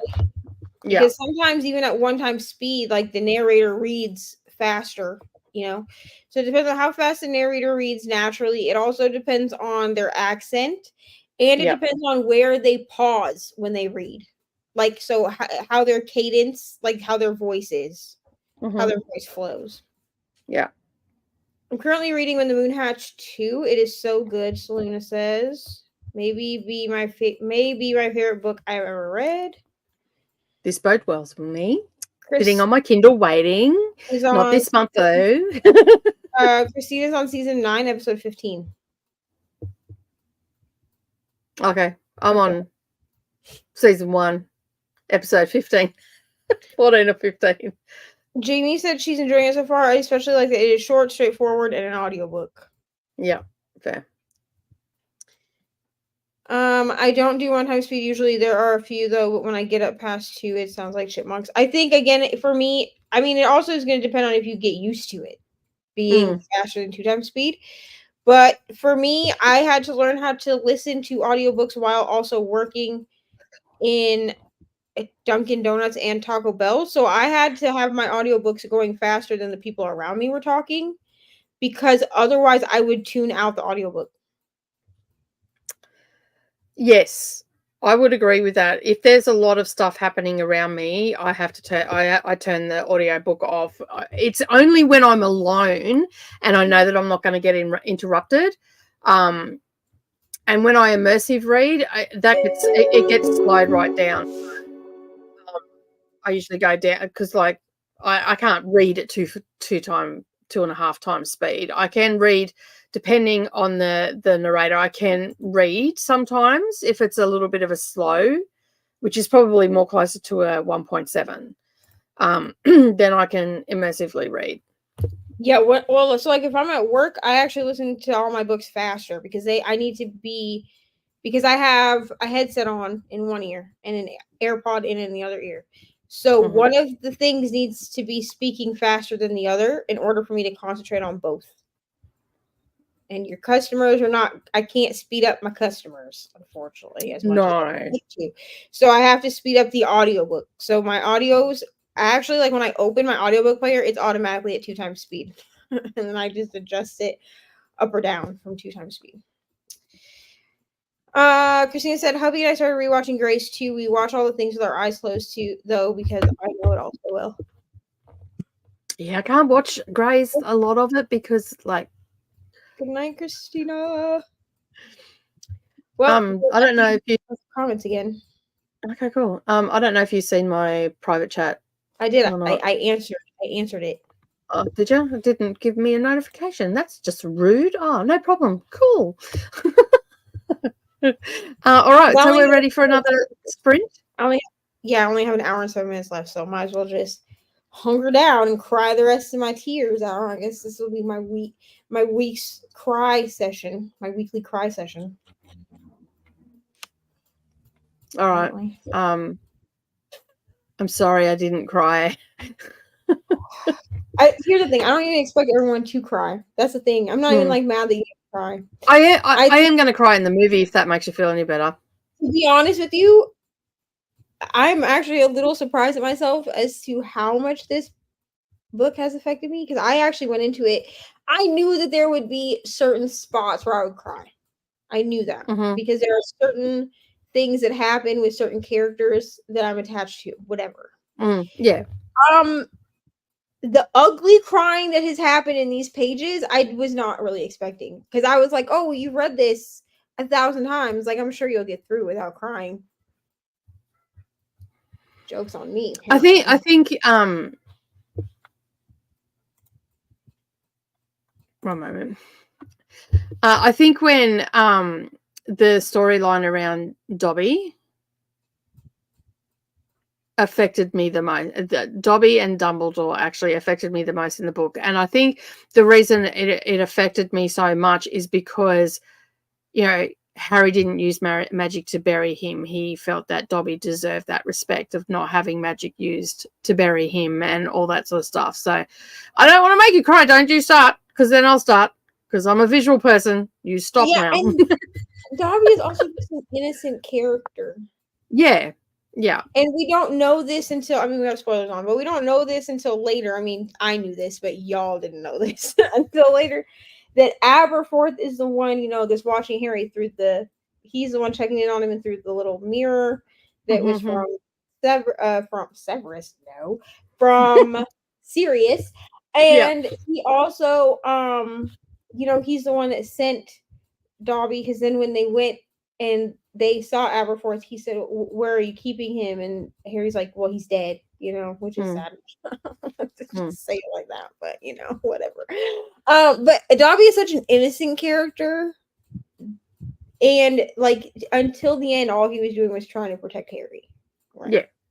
And so I think that's why his death affects me. I mean, there's other deaths that affected me like throughout. Like, I know nobody else probably cries at like the whole like finding out that Mad-Eye Moody died. That's a personal thing. He reminds me of my dad. See, so. I didn't get upset about that. I felt that was a death that I seen coming. Yeah.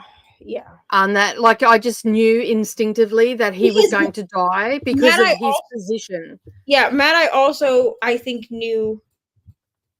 put himself in the spot that he did, knowing that he could die.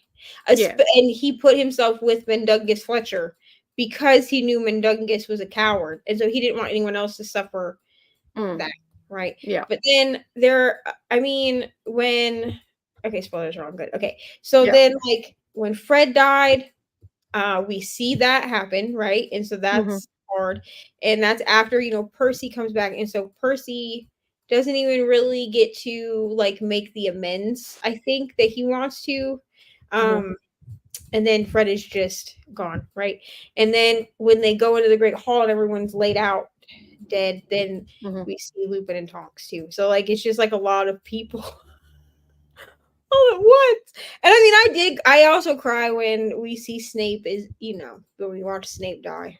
I think it's because like ultimately he's such a complicated character that like you love to hate him, but also hope that maybe Hogwarts didn't go. I mean, Hogwarts went downhill obviously after he became headmaster, but he had to keep his position with Voldemort, right?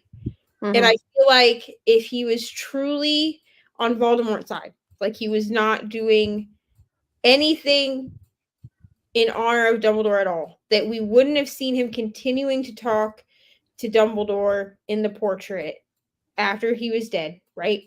And I think also that Hogwarts would have been a much worse place than it actually was. I mean, it was bad. Like, don't get me wrong. And I think for my most satisfying, and I'll probably repeat this again next week when we go into more depth with Coda and whatnot. I think my most satisfying part of the book was when Bellatrix got it. Oh, absolutely. Fuck Bellatrix Lestrange, bro. I can't. Here's the thing. I love Helena Bonham Carter. I love her so much as an actress. If I met her in person, I would literally pass away in front of her. Okay. I would just pass away. I would be gone. She portrayed Bellatrix, I feel like, perfectly. Like she was I don't know of anyone else that I could even try to cast as Bellatrix Lestrange, but Bellatrix as a character is absolutely evil. Like she's clearly like in love with Voldemort. Okay, we know this. Okay, she's clearly in love with Voldemort, and she is just absolutely the worst kind of creature I've ever read about. She is. She's a bitch.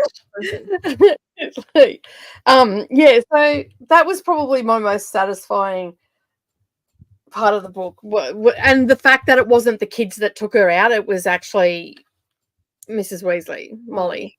Yeah, I know, Christina. You and I, we have Mad Eye solidarity. You know what I'm saying? Like, I think like I don't know. I just reading the books, I could feel like because of his position and how he felt about certain things and all that sort of stuff. I think that he, I think he knew that he could die. He knew. Yeah, and I think it was an expected death in a lot of ways.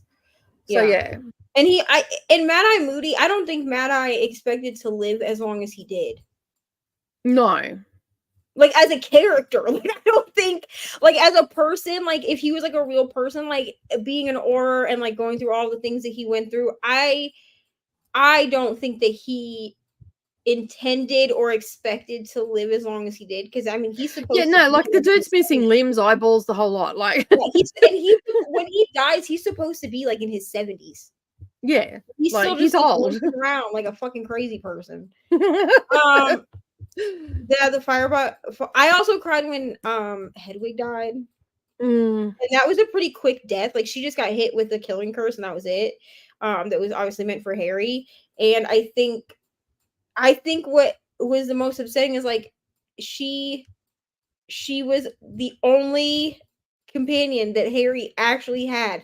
Like isn't like that never left him ever. Like she always came back. Like, you know what I mean? Like she was always with him. She was with him at school. She was with him at home. Dursleys, like she was always there.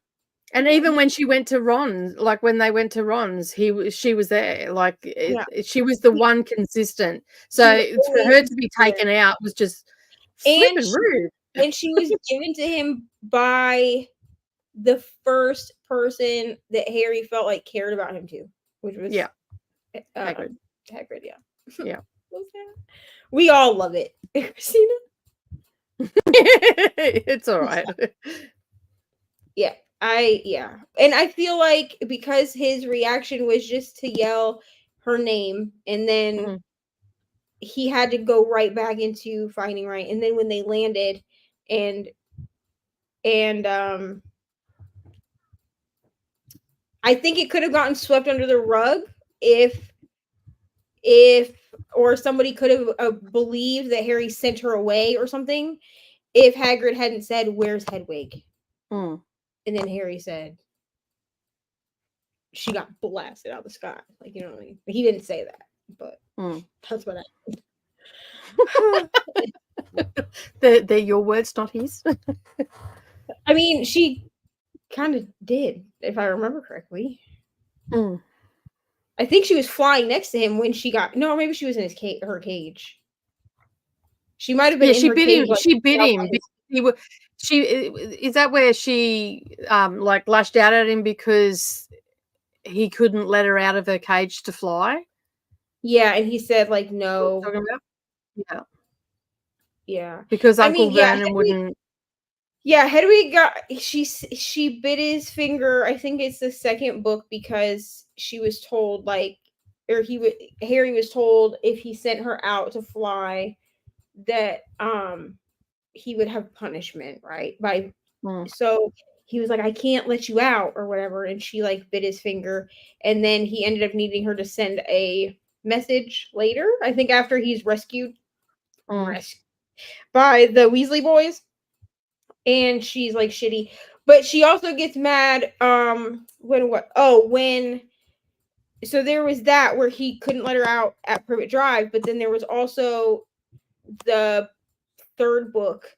He couldn't allow her, or the fourth book, or the fifth book, whichever the fuck book it was, where he's sending letters to Sirius. I think it's the fourth book where he's like in hiding, and he can't continue to use. He can't just use her. He has to like be using other owls so that they don't intercept his letters.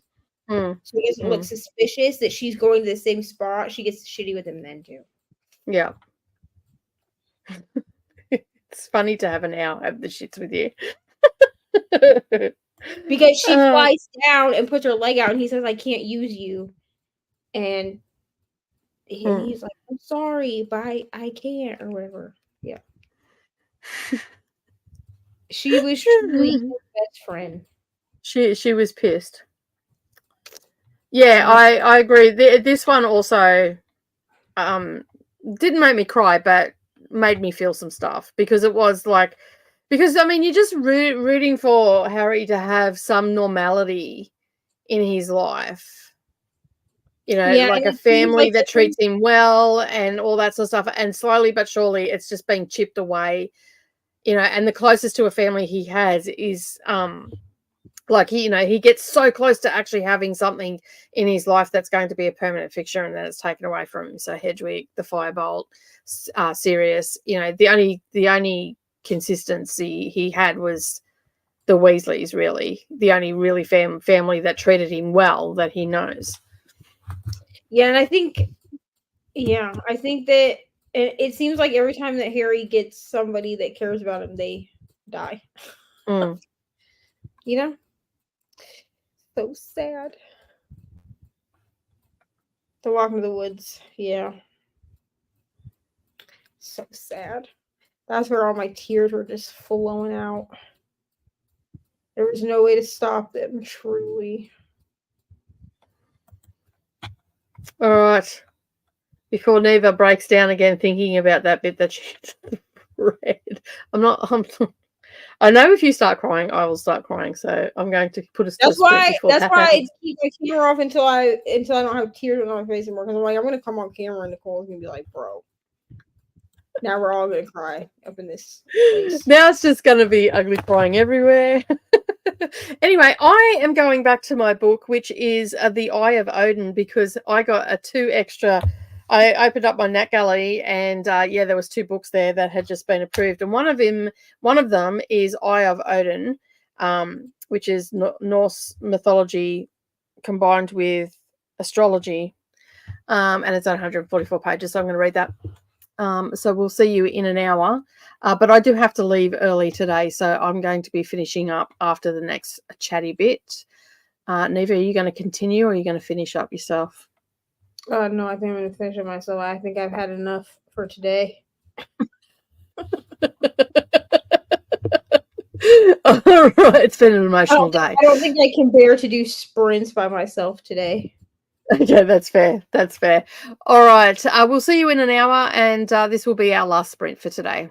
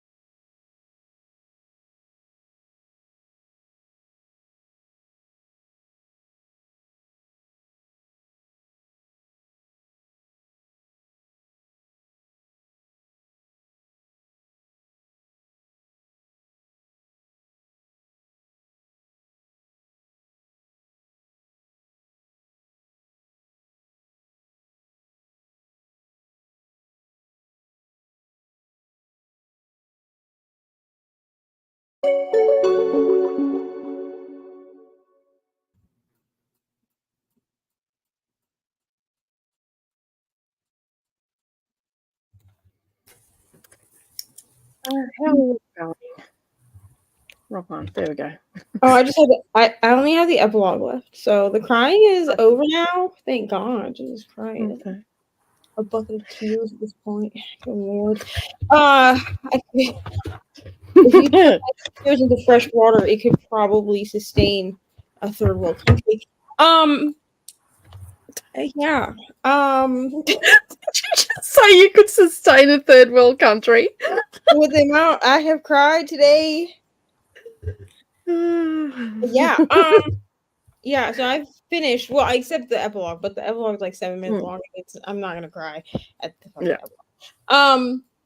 Cried all through, the ending because that's who I am as a human being.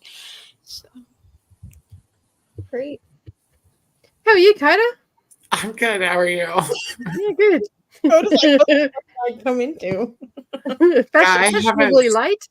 I haven't started reading yet because I was at a graduation. So how'd it go? it was fun. Yeah, I was glad I went. It was cool. Cool. Well, I'm finished. Neve was almost finished. And yeah. So we won't talk anymore about it then. Just know the conversation killer. Just know that if you go back into these sprints after you're done reading, Coda, because we did talk spoilers, and you see my camera off for a little longer than is normal, it's just because she's crying. I've cried a lot today. Thank God I didn't read. First of all, I'm really glad that I finished this book with my eyes and not with the audiobook. Because I really would not have let myself sit in it if I had done it with the audiobook. Like I would have just been like, I would have been like, and they'd be like, okay, suck it the fuck up. We gotta move on. Also really glad that I was off work today when I read these pages, because the last set of pages that I read them at work, but I just happened to finish them at home. Thank God, because that's when I started crying. But my coworkers are already concerned about my sanity with the amount of times that I've cried at work. So they would really be like, bro, what's happening to you? But this is definitely a 6-star book for me. This is like for me, this is the best one of the series, I think. So awesome. I'm so depressed now. I have I need to sit on it a bit more to whether or not this one's the best of the series for me or not. But see, I struggle to nominate a book in a series as a favorite because I see the series as one book. Yeah. I mean, I get that too. I usually have book, like in series, I usually have, especially big series, like I'm talking like series that are more than 4 books, right? I usually have 1 or 2 books that stand out to me for whatever reason. So those are usually the ones that I say are like, favorite of the series, because really probably 6 and 7 both. Like I think I gave 5. Yeah, see, I'd be struggling right now to pick between 6 and 7. I think because 6 I gave 6 stars also. So 6 and 7 are probably my favorite ones because it's where you see the most like development or whatever. But 5, like I gave book 5 stars because like it's so wonderful, So, what are your thoughts, Coda? Well, when I finish reading the series, just trying to include you in the conversation there. I didn't expect him. I don't know why I didn't expect for you guys to be done, but I guess I should have. It's been 5 hours. Yeah. And it even took me longer to finish because I read it with my eyeballs. So it took the full 5 hours for me to finish. And I was already part of the way in because I knew that I had a lot of stuff on today. Nicole, and I was already. I'd already read like the first chapter and a half because I knew it was going to take me longer to finish because I was reading Yeah. with my eyes. So I did Yeah. read the first chapter and a half earlier today. Mhm. But I did annotate next year when I do my reread. I will Mhm. read them with all of them with my eyes because I did annotate a lot of what I read with my Mhm. eyes in this book. And I don't do this a lot, but I even annotated things that other people had not annotated. I leave the popular highlights or whatever on my Kindle, so it'll put like a little dash line underneath things that other people have highlighted. Yeah. And a lot of times I just re-highlight what other people have highlighted. Mhm. But like with this, I was just like highlighting things that ain't nobody highlighting. Yeah, I don't Shit. like it has to be pretty special for me to highlight what's something else that other people highlighted because I leave that on too. So even if I go back to that book, they're still there because they're the popular highlights. So Yeah. I try to highlight other stuff. So it's almost like it's already pre-highlighted for you. And that's why I don't tend to it has to be pretty special for me to highlight it. So yeah. So what else you been doing today, Coda, besides graduations? I highlight errors. Yeah, this is the first book. I'm actually reading a book that I got another 2 bloody arcs, didn't I, today? Jesus Christ. One is did you? yeah, I'm actually 50% through one of them because it's only 144 pages. So I thought, you know what? That's not a long one. I'll just knock that off. And it came out 3 days ago, but they haven't had any, they've only had 2 or 3 reviews on it. So and this is probably the first one where I feel like this has already been published and it has formatting issues. Like there's double spaces, there's no spaces between punctuation, and then there's like spaces. There was 2 where there was actually a space between the word and the punctuation, and then there's like double spaces, and then there's no inverted commas where there should be inverted commas. Is that what we call them these days? Quotation marks? Yeah, quotation marks. That's it. So, yeah, I just show my age there, where like different terminology. It's the same as like period. Like when did that shit change? It's always been a full stop for us, or for me. And I'm like, when the first time I heard someone say it, I'm like, I'm surely not that dumb that I don't actually know what that is. I actually had to Google that shit. Period? Yeah, and I'm like, oh, okay, so it's just a full stop. All right, okay, I know what it is now. When did it change to a period? She goes, oh, ages ago, Mum. I'm like, oh, okay, I've obviously been under a rock. I said, because when I was in school, it was a full stop. It's like, she just looked at me. She goes, yeah, she goes, for part of my schooling, it was a full stop for me too.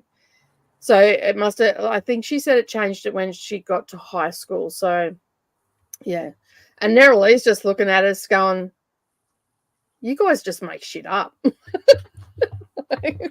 Even when we use really big words, like when Savannah and I talk, we tend to use like obscure language that's not used in everyday Bougainville. And and Nerily will stand there and she just looks at us and she goes, you guys are just making words up. No, it's in a thesaurus. Here you go, dear. No, you're just making words up. So yeah. But yeah, there's I mean it's yeah, no, it's bad. It's pretty bad.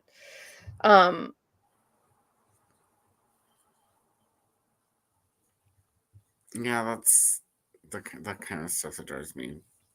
Yeah, like there's definitely double spaces and no spaces. Like, when you've got a like a period and then you have a space and start the next word, there's like no space.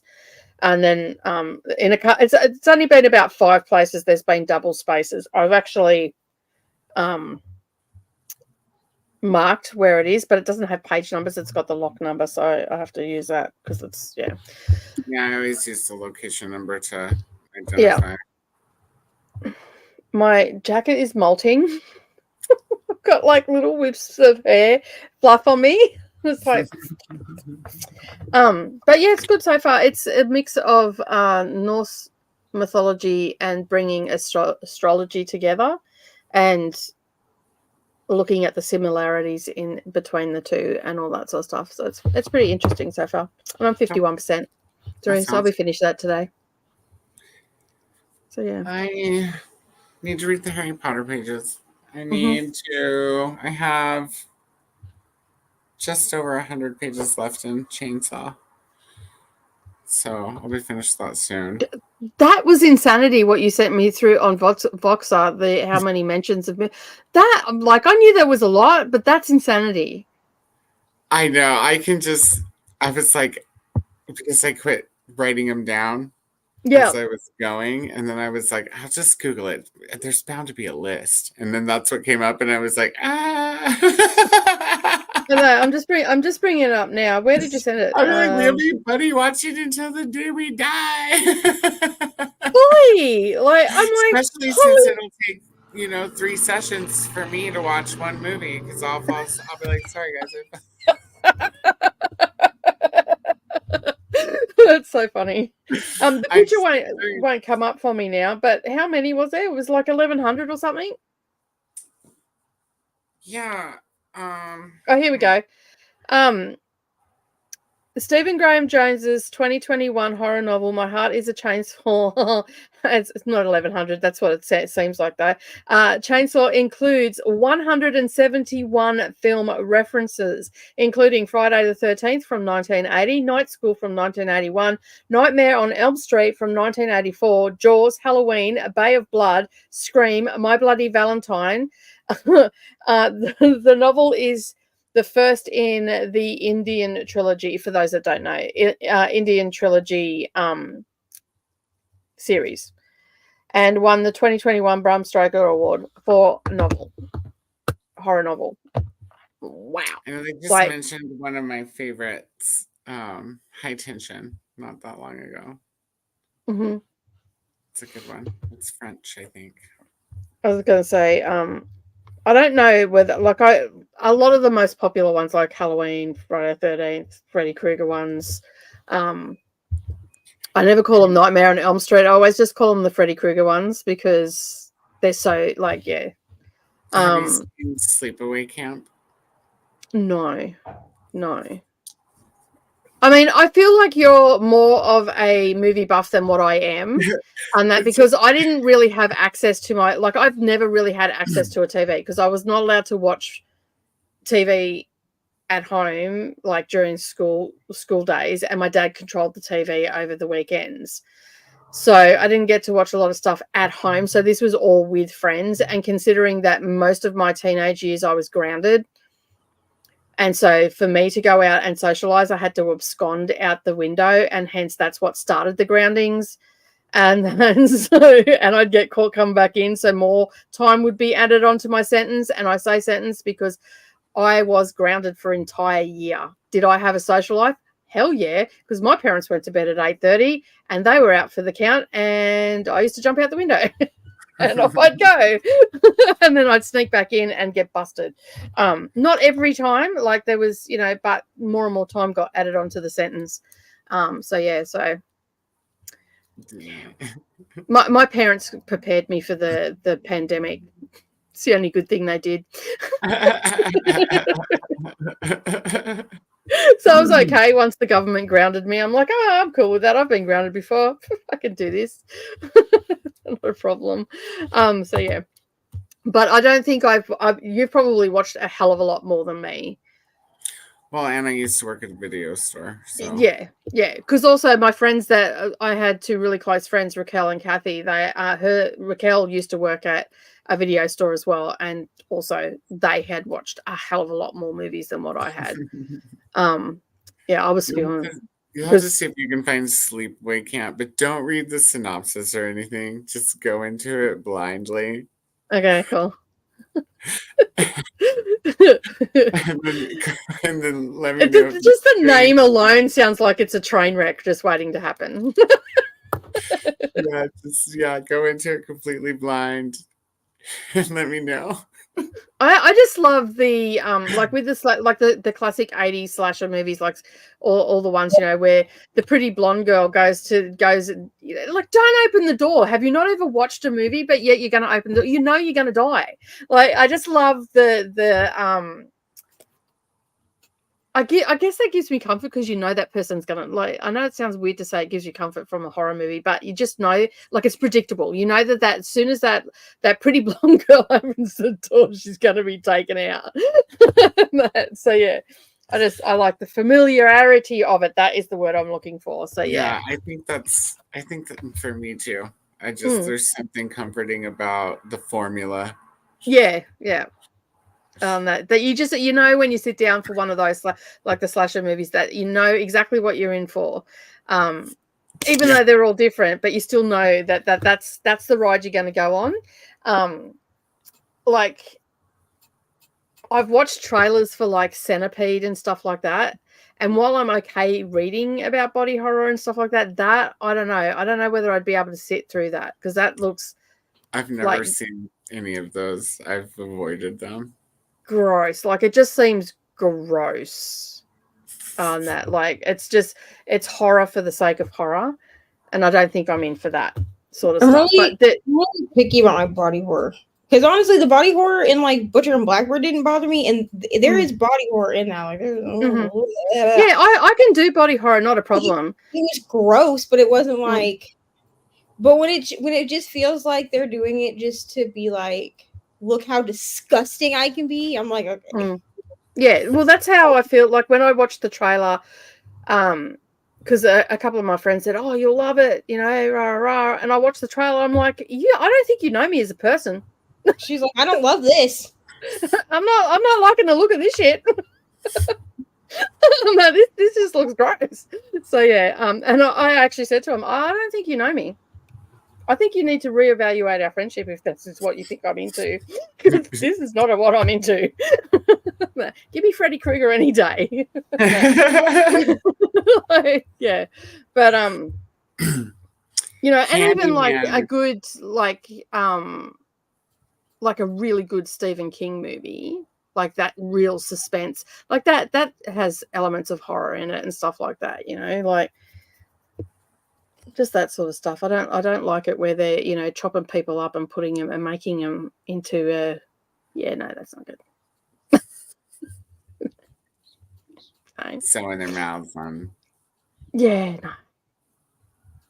Like things like the Ring horror movies that just give you a good jump start and all the rest of it. I just My Bloody Valentine is another good one that they mentioned, and. Oh, and it takes place in a coal mine. Mm-hmm. I haven't seen that one either. It's a good one. Although I have heard of that, so I may have seen bits and pieces of it. Because a lot of time when I was younger too, like I'd go to friends' places and we'd be like the nomad friends. We'd go to 4 or 5 different places in a night, and you know, like this person over here would be doing something. They might be having a party or whatever. Then someone else will be having like a slumber party, and horror movies would be happening. So we might see part of it, but then, you know, with the attention span of a gnat, we'd go off somewhere else and all the rest of it. So sometimes, you know, we might have only seen a little bit of it, because My Bloody Valentine actually rings a bell. Yeah. Cool. So as you're saying, it was our last sprint. I did notice that. Only because I have to head over to the workshop and take some tools over. I was planning on being here till 5 o'clock, so but he needs some tools from here, so I've got to take that over. So Neva, are you going to continue or are you going to bow now that Coda's here? I mean, if Coda wants to continue, I can continue. I just was not. I can't continue by myself, bro. I will wreck. But I mean, if Coda wants to continue, we can continue. I'll probably be up for a little bit. I don't know. You guys were ending, so I was like, oh, do I finish Harry Potter tonight or Chainsaw tonight? Because I have about the same left in both of them. And it's nighttime. I love me some scary at nighttime. But then I do need to read Harry Potter also, so. I mean, I'll be up for a little while if you want to hang out. I mean, we can hang out. That's cool. That's fine by me. Sure. Yeah, well, I'm bowing, so I'm here for another 10, 20 minutes or whatever, but I'm going to bow out before that. But we'll go through some of the comments.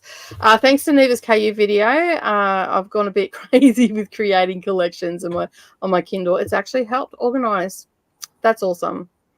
I'm glad that one's helpful because listen, the one that I did last year that was like 4 minutes long, people said that it was helpful, and then like I think you can hear the frustration in my voice though, because like I had thought that I had filmed a long one, like what you got this time, and I never like I thought I hit record and it wasn't recording, so I had just been talking to myself for like 20 minutes for no reason, just talking to the abyss, and nothing got recorded, and then I was mad, so I was like, let me show you how to do these 10 books. Have a great day. Goodbye. That was basically the video.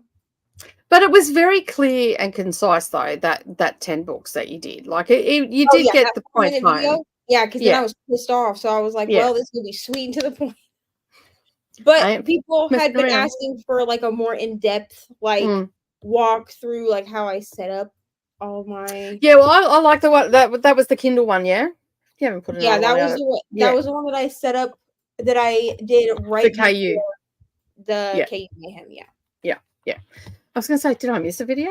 No, that was like a longer form video where I had like the camera down. Yeah. I ended up having to edit a bunch because I don't have a way right now to set my camera up like how people do it, where it's like over the top of them, but like how they would see it, right? So when I film downwards, everything's upside down to you.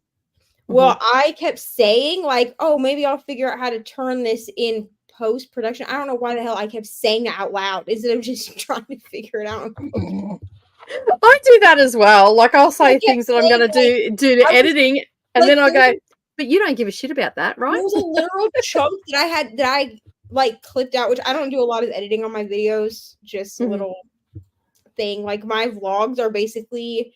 I shoot the vlog, I put everything together, and then I upload it. I really don't edit it very much. Okay? So there was like a 3-minute chunk that I edited out of that video where I'm like, I keep apologizing for it being upside down. No one would have even known if I had kept my damn mouth shut, because I was able to spin it around so that it was the correct way for you. And it just looked like I filmed it that way.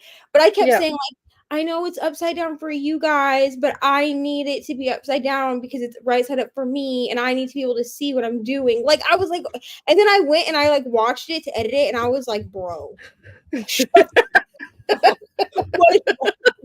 you didn't need to say all that. Like, you could have just made like, because sometimes what I'll do is I'll like make a note to myself, like in the video, like while I'm filming the video, like I know that I need to add music or so I'll be like, add music now, right? Or if I know that there's a spot where I want to cut it out so that I can like introduce the video and then put my intro graphic in, because I've been doing that recently because I think that's fun. I will like do my intro and then I'll do something like really stupid. Hopefully this never makes it into a video because that'd be so embarrassing. But I'll do something stupid, like I'll be like, or something like I'll just do something completely stupid and outlandish that like I don't want anyone to ever see in life. It's usually even more stupid than that. Like usually I have like a dance party or something, so that I know like I need to chop that part out. Instead, with the Kindle video, I was like, I'm so sorry, it's upside down. I'll try to figure out how to flip it around. Sorry, I'm typing in your ear. I do apologize. That's fine.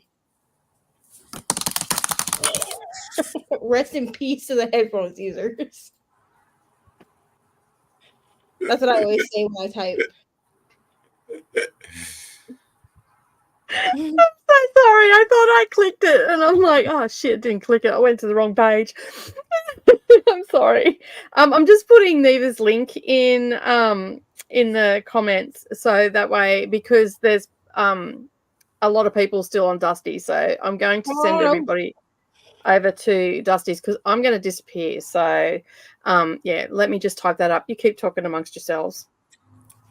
Oh, here, I can keep reading comments while you're doing that. Hold on.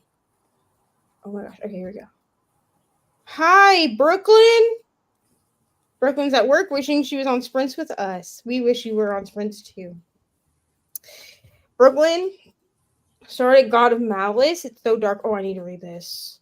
This is on my Kindle Unlimited list, not right now, but this is like on my list because of Larry Reads. She read this series and said that she loved it, and I read everything Larry reads. I have put it on a master list for a secret project that we're doing. NN is all I'm going to say. Oh, it would be perfect for that. Yes. Yep. Okay, I will hold off on God of Malice for reasons. Yes. All right. Wonderful. We're talking about it's fine. Oh my god, I didn't even think to use it for that. Okay, I need to start getting my mind right. You know what I'm saying? Okay. I finished my knitted baby blanket. All I have to do is darn in the ends. Wonderful. Hello to Brooklyn and Jean. Hello to Brooklyn. Bit early, but yay, first time I fully completed a sprint with you guys. Well, me and Coda are going to keep going for a little while. Yep. I think. Riley, you're not too late. Me and Coda's here. As long as you go over to Neva's channel. If you're on Dusty Book Sniffers, you need to all head over to Neva's now. Come over to me, and then you can actually head now without even missing anything because it's the same stream. It's the same thing. You'll just continue over there. Go over there. Come over here to the dark side. We have cookies. And cookies. You can hang out with now me. I want cookies. I'm sorry. Yeah, that was mean. I don't have any cookies here either. That was mean, Neva.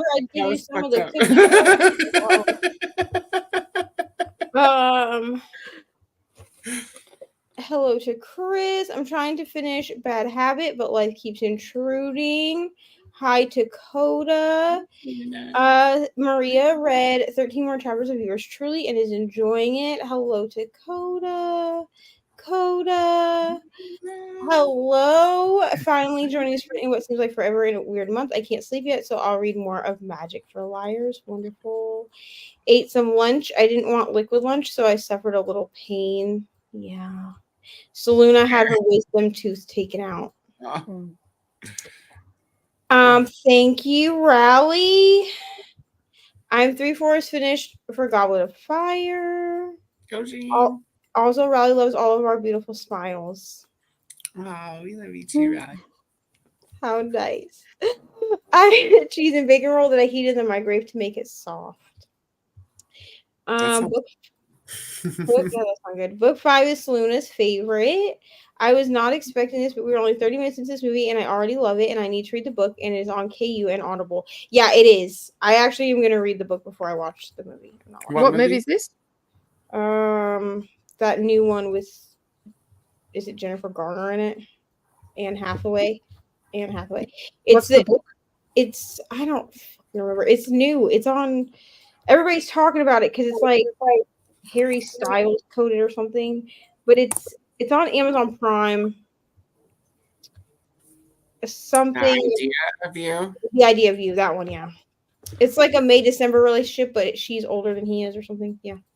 It looks like really cute. Like the trailer looks really cute, but I want to read the book first. Coda. I love me some Anne Hathaway. Jean asked Nicole, does that take you up to 46 arcs? No, because I've actually already reviewed some and all the rest of it. Hang on, I'll just have a look. I got my ebooks down from 21 down to 16, and then they chucked 2 in, took it back up to 18. So now I'm at 42. Wow. How rude of them, honestly. And I still have some that have to be approved.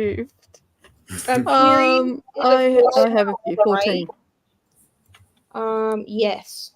Mm-hmm. Period is a full stop. Yes.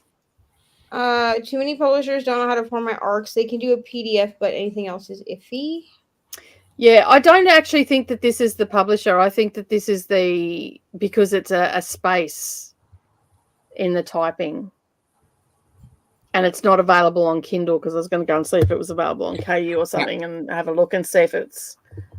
Yeah, regardless of whether the format is PDF or not, if you can, first of all, if you can put it to your Kindle, it's an EPUB format, which means they should know how to format an EPUB. And if they don't, they shouldn't be making them. They should just do paperback. Well, this one does. This one actually doesn't do Kindle at all because when I went and looked, because it's been released already, because it was released on the 14th. The reason I've been approved for it is because no one's reviewed it. There's like been 3 reviews. That's it. Yeah. And then the PDF should be even easier to format. Yeah. So this is basically I was able to download it straight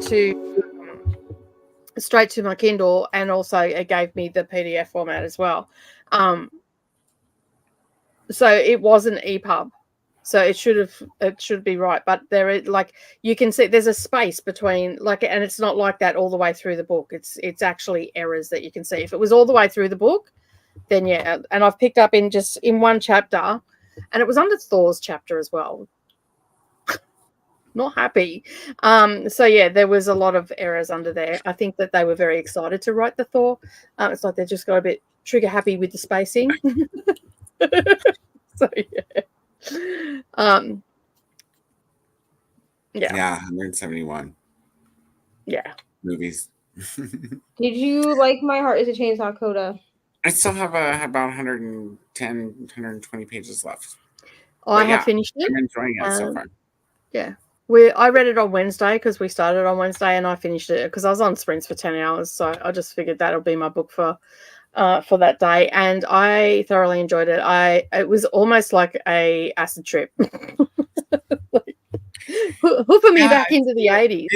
It's really different too, though. Like as much as it's nostalgic to 80s slasher, and as much as it references it, it's also pretty different too. Like I'm pretty keen to directions I'm not expecting. I'm kind of like confused for a minute, and then I'm like, oh, and then I'm like, what? Okay. The descriptions were really good as well. For me, the Slasher 101 part that broke up the chapters, I really love that part of the book. Like, that was really good for me. I was just like, I was excited to read the chapters to get to the next part. And to me, that's just an awesome book. If it's making you excited to get to parts that have been added in and whatnot, I love that about a book, you know. And even the whole story and whatnot was really good as well. So what were your thoughts, Raleigh? Because I think you've read it, if my memory serves me correct. Forgot I had stream playing in the background. The timer scared me. This happens to me all the time. This happens to me. I will be listening to sprints. Like, I'll go into somebody's sprints, and then I'll lay down to go to sleep, and I'll like just leave the sprints on. And what gets me is not usually the timer, but it's when my phone decides to kick over into an ad. And I'll be like, oh God.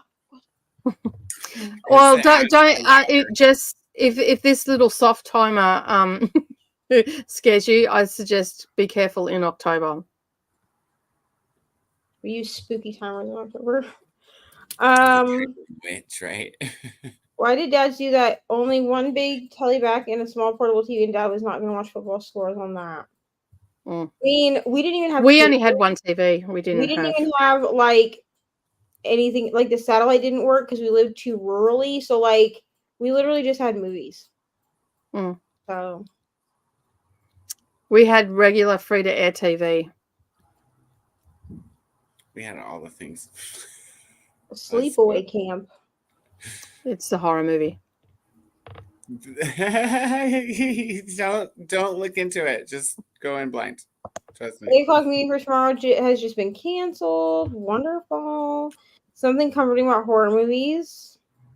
I Know What You Did Last Summer, the original movie, I think in January. I Know What You Did Last Summer. Yeah, that's a goodie. There's an example of a movie that's better than the book. Truly. I mean, I do like the book too, but like the movie is way better. The book is good, but in comparison, it's like nobody even dies in the book. They definitely don't. I mean, the book is just very tame compared to the movie. Human Centipede, my son told me about that. Absolutely not. Human Centipede is the worst movie I've ever seen. Human Centipede and fucking the Children of the Corn. If you tell me that we're watching that, I'm gonna be like, I'm good. I'm gonna go sit in the other room and read my Kindle. Y'all let me know when you're done. Thank you. Those are 2. Isn't your state known for corn? Yes. And I watched that shit when I was like 8 years old. at my I can see why that would disturb you And if you she have a lot of lived- cornfields around you. across the gravel, not the street, the gravel from a cornfield. Okay. And then my mom and my dad thought it would be cute when I was in high school to move to a house that has a cornfield attached to it. And then my mom would be like, "Can you go get me something out of the car at 8 p.m. when it's dark?" No, you want to get drug into the cornfield? You go get it. No, ma'am. Absolutely not. No. No. In fact, I believe at one point I looked at her and I said, "I'm too black to go outside after dark." And she just looked at me like she just absolutely not, ma'am. I'm not that I'm petrified of the dark. I'm absolutely 100% petrified I'm not of the dark. to open the door and be like, "Hello, is anybody out there?" I'm yeeting right out of there. The corn's like, And here's the thing: when they live in the house, You like the house that had the cornfield, she always parked the freaking van right next to the cornfield. There was a whole driveway. You could have parked it closer to the house. I'm starting to see why. You could park so close to that house that you could literally come out the front, like out the side door, and you'd run into the van. But no. She would park as close to the cornfield as you can, and then she'd be like, "Can you go out to the driver's seat and get my soda?" Do you want me to put my back to the cornfield and open the car door and hope nothing just kidnaps me into the middle of the corn? No, ma'am. No, ma'am. No. And then she would call me a scary cat. I'm a survivalist, not a scary cat. I'm trying to preserve my life. Good to know that wherever in the situation with Neva, she's the survivalist, so don't stand next to her because she will throw you to the zombies. she's a survivalist. I only stand next to corn if I need to eat it. Listen to me. I'm not going to throw you to whatever is coming after us, but if you do not run, I'm leaving your ass behind. I'm not going to like willingly give you up to the thing, but if I start running and you don't follow, that's your fault. Savannah and I had a conversation about this. She goes, "You know what? I'm not up for running. I'm not a sporty person. If they're coming, you have me." Listen, I'm not even entering into it. Listen, if a robber breaks in, I'm just gonna sit on the couch and read my book and be like, "Can I fucking help you? Like, do you need something? Oh, you want to take all my treasure? Go ahead. Bye. Leave me to please finish my chapter." If we're outside and there's like a zombie apocalypse and like people are like, "Oh, we have to run the cornfield to save ourselves," and be like, "Yeah, I'm gonna find a different mode of saving myself." Thank you. I don't even do corn mazes, okay? And those things are supposed to be like relatively safe. Like you get a map.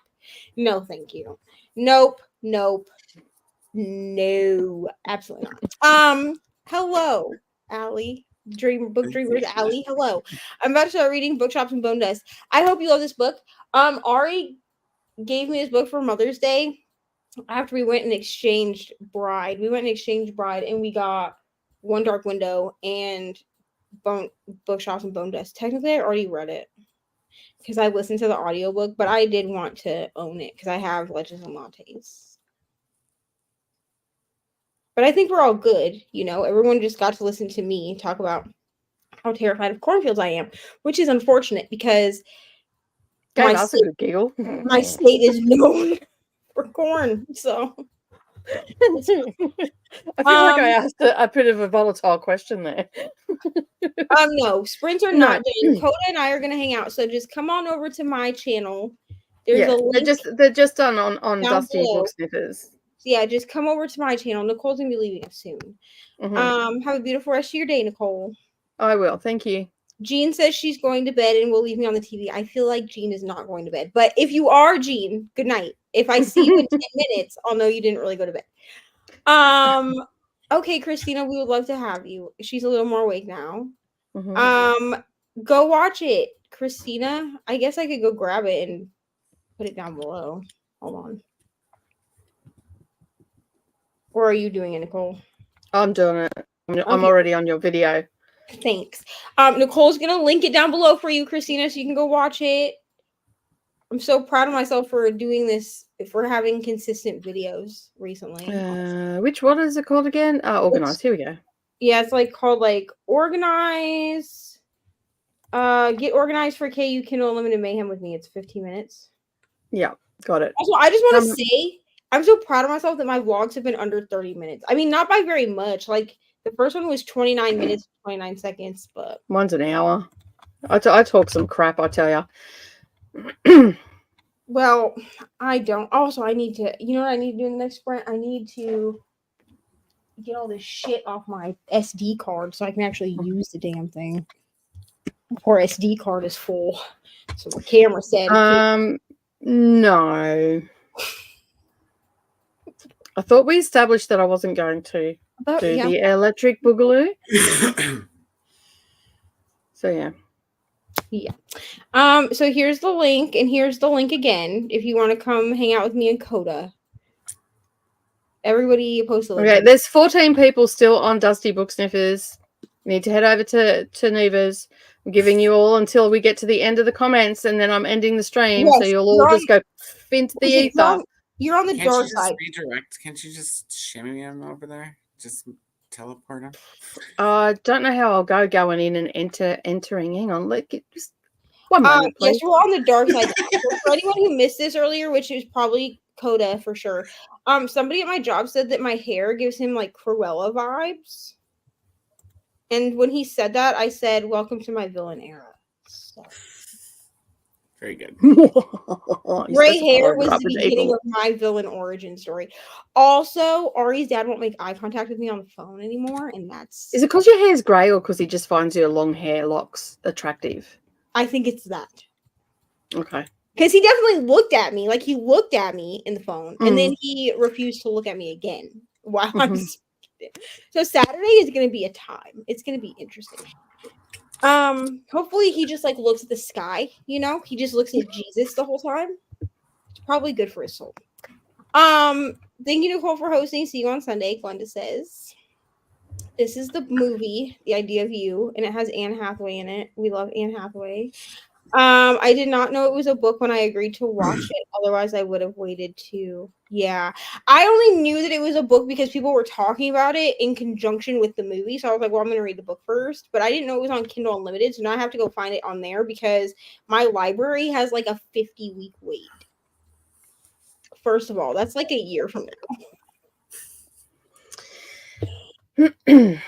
I've had to report several NetGalley arcs for being unreadable. A couple publishers reformatted, but others did nothing. A lot of publishers don't work into the arc. Yeah, well, I got one the other day that I couldn't open on the NetGalley shelf, and it didn't give me a downloadable link to the PDF, and it didn't give me anything to send to Kindle. So it was only through the NetGalley shelf. It is still on my books to review. I sent them a message saying, hey, I can't open it. When I went in the next day, they haven't responded to my email or anything like that. But when I went in the next day, it's still on my shelf. But when you go on the book, you can't access it. It's not on my NetGalley shelf anymore, and it's not like on the app. And it's but it's still on the shelf on the website. It hasn't disappeared. So I am going to review the cover. Is what I'm going to review and say that I couldn't open. And when you go there, it says that it's not giving out copies anymore or anything like that. You can't even request or anything. So yeah. So I don't know what's going on there.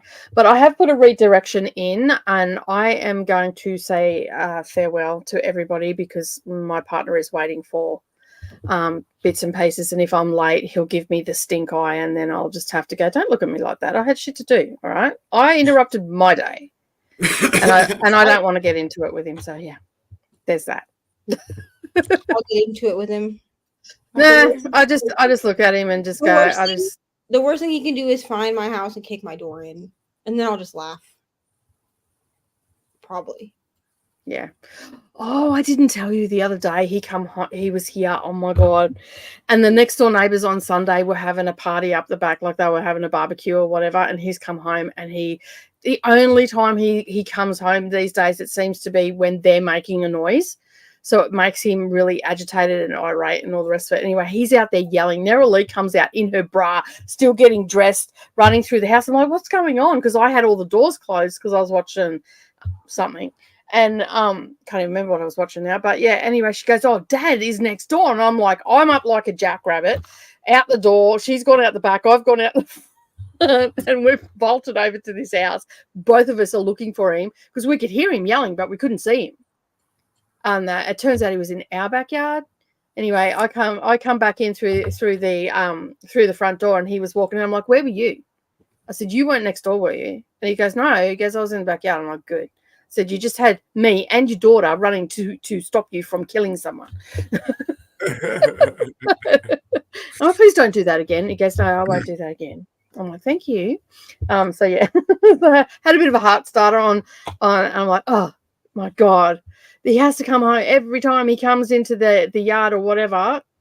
They're going off in the background. So yeah. All right. I'm going to anyway. On that note, I'm going to leave. I might be back in time to pop in if you're still on comments or whatever. But have fun. Enjoy the rest of your stream, and I'll see you somewhere. I don't know where, but I'll see you somewhere. Bye.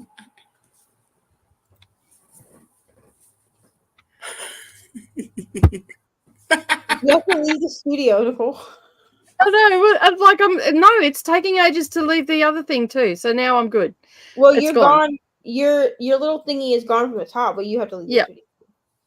The studio. She's so funny. Missed the cat timer with the witch. I'm sure that cat timer will come back because I loved it. I like the spooky timers. Yeah, we all do. I asked her if we could use them year round. She told me no. So we had rabbit ears and had to get up to change the channel. Yeah, we couldn't even get rabbit ears because like it didn't work where we lived. We used to watch Show of the Corn at Christmas during family dinners. That's interesting. I would be eating in my room. I'm just saying. I think I might watch Jennifer's Body tomorrow. Is that horror? It's horror comedy. Horror light. You know what I'm saying? But I like Jennifer's Body. That's a good movie. It's definitely horror, but it's comedy. It's a horror comedy. And it's fabulous. This is why I love being on these sprints. Absolutely not. Like, why? Why would you do this to me? Honestly. Although I'm really glad because my dad got rid of all my mom's. So my mom had these like ceramic clown dolls. And they like their heads and their feet and their hands were all ceramic, right? And they look like clowns. And then they were dressed up in like clown attire, but their bodies were soft. And those things are the creepiest things I've ever seen in my life. They're so fucking creepy, okay? And she would make. They sat on the mantle, so like you'd walk in the house and there they were. And then when she died, my dad got rid of them. Thank God. I hate those things. They're so cool. But like, why would you mix clowns and cornfields? There's a book called Clown in a Cornfield. I wonder if that's why she asked that. If that's what you're talking about, I actually do want to read that book. But here's the thing. That's a book. You know what I mean? If I don't have to see it, I don't care. I can imagine it and it's fine. Because I actually love to watch horror. And I also love to read horror. I just don't want to live it. You know what I mean? Clown in a Cornfield isn't scary. I feel like, isn't Clowns in a Cornfield supposed to be like YA? Yeah, it's YA. I was gonna say, I'm pretty sure Clowns in a Cornfield, like the book. I mean, it's all right. I just want to read it for a good time. I'll probably read it. YA horror book. I'll probably read it at Halloween time. It's like a long. I keep forgetting. More I'm like, oh, who is this? Welcome. It's me. I keep forgetting I changed my profile picture. This is the link to my video.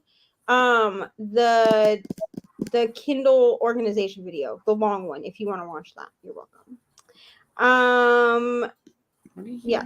So Christina was giving all the time. We appreciate you. Will Neva be having her boyfriend read Pod as part of his 7 books? I could. Oh, Coda, you missed it. So the boyfriend said, so he wants me to read Dark Tower, right? And I'm buying him the last book because he's on the last book. So I'm buying him the last book. this week. But anyways, so he was like, babe, you really have to read Dark Tower, blah, blah, blah, right? So I was like, oh yeah, I'm going to read it in 2025 with Coda and Nicole. And he was like, 2025? So here's the thing. I'm going to read it while you guys are reading Green Rider. And this is why. Because Nicole and I were talking about this earlier. I'm going to read it while you guys are reading Green Rider. And this is why. Because he said that if I read Dark Tower, like, soon, that I can pick 7 books and he has to read. So I told this to the Cultmas posse. Well, make sure you go back and tell him there's 8 books in Dark Tower now if you include Went Through the Keyhole. Oh, okay, well, I'll let him know that because he might let me pick 8 books. But I'm making him read Priest, and I'm also going to make him read Icebreaker. That's a long book, isn't it? Which one? Icebreaker? Yeah. No, the one that you're thinking that's long is Pucking Around. Oh, okay. Pucking Around is the one that's like 700 pages. I could make him read that, though. Here's the thing, though. He only reads physically. And I don't read physically because he was like, yeah, you can just borrow my copies. Yeah, I went and found the audiobooks. Not gonna lie to you, because he's like, then you don't have to rebuy them. And I was like, okay, babe, thanks. I don't read physical books. I don't think he understands this about me. Like, I think that he thinks that I just use my Kindle a lot because it's convenient. Because he knows that I own physical books. So this is going to be really interesting to explain to him, like, yeah, babe, I own physical books, but I don't read them physically. It'll be fine. What is it? Something. I smell something. I smell something like, well, the back door is open, but it smells like smoke. I hope it's a barbecue pit and not. It's also free on Audible, so I think it's included there. Yeah, it's probably one of those books where it's not Whisper Sync, so like it's not available. If you download like the ebook, it's not automatically available as a listen. But there are a lot of books where you can get them. Like Emily McIntyre's books are some her villain series. You can listen to them on Audible. And you can get the ebooks on Kindle Unlimited, but they're not together. Yay, you teleported. I'm so glad it worked. How can I miss it if you do not leave? I feel that's what Neva and Koda were saying. Oh, how can I miss you if you do not leave? Yeah, because Nicole was still here. We were just done waiting. It looks like everybody got teleported. That's awesome. So that's so fun that worked. Yeah, I'm part of the teleportation train now. I feel included. You got teleported too. Christina, I would also love to be around, but when I asked her, she told me no, so it's fine. Thanks for hanging out with us, Nicole. My cousin Paul, who's 2 years older than me, used to torture us with watching the weirdest movies during Christmas dinner and Children of the Corn. That's so weird. What is that one? It's a Denzel Washington movie, and Sam had us watch it at Christmas, and me and Mariah almost like beat him up together. It's a Denzel Washington movie, and it has Dakota Fanning in it. Man on Fire. That is the worst movie to watch at freaking Christmas time. And here's the thing: is like I had made it. Bad movie. This was in 2022, 2021. 2021, and I had made it through all like the whole Christmas day without like crying with my mom or anything, right? So this was like a year after she passed away. I made it through the whole thing, and then he's like, "You guys want to watch Man on Fire?" Even he was crying at the end, and I was like, "Kind of movie? Why did you guys watch this on Christmas?" He was like, "We could." I was like, "Why didn't we just watch Die Hard? Like at least that's an actual Christmas movie, bro." Fucking weirdo. So Christina, I think Coda and Nicole are you guys starting Green Rider on Wednesday? Like this Wednesday? Thursday, a week from today. Okay, because Nicole was okay. So yeah, because we're gonna do our little live show discussion next Thursday at the beginning. Next on Sunday. No, not on Sunday, because I'm not going to be online on Sunday. I'm going to be at work. we always push the live discussions to Thursday because I can't guarantee that I can be on because y'all don't start until I'm already at work on Sundays. Okay, so Because Nicole was saying that what we're going to do is we're going to let everybody get caught up between now and next Thursday. That way, whoever needs to get caught up can get caught up because we have some people that are actually like behind a couple of books too. That way they can get caught up as far as they're going to and then do it on Thursday. Because I can't be here on a Sunday. Y'all don't start until what, 5 or 6? I'm already at work for like an hour on Sunday. Talk. Before you start. Yeah, it's not scheduled that way, but we can talk about it on Thursday and also start Green Rider on Thursday. But we're starting Green Rider on Thursday according to the Discord and everything. Yeah. So yeah, because Nicole said what she did was when we figured out the timing, she just messed up on making it last until that next Thursday. And we or can making always, it end last week.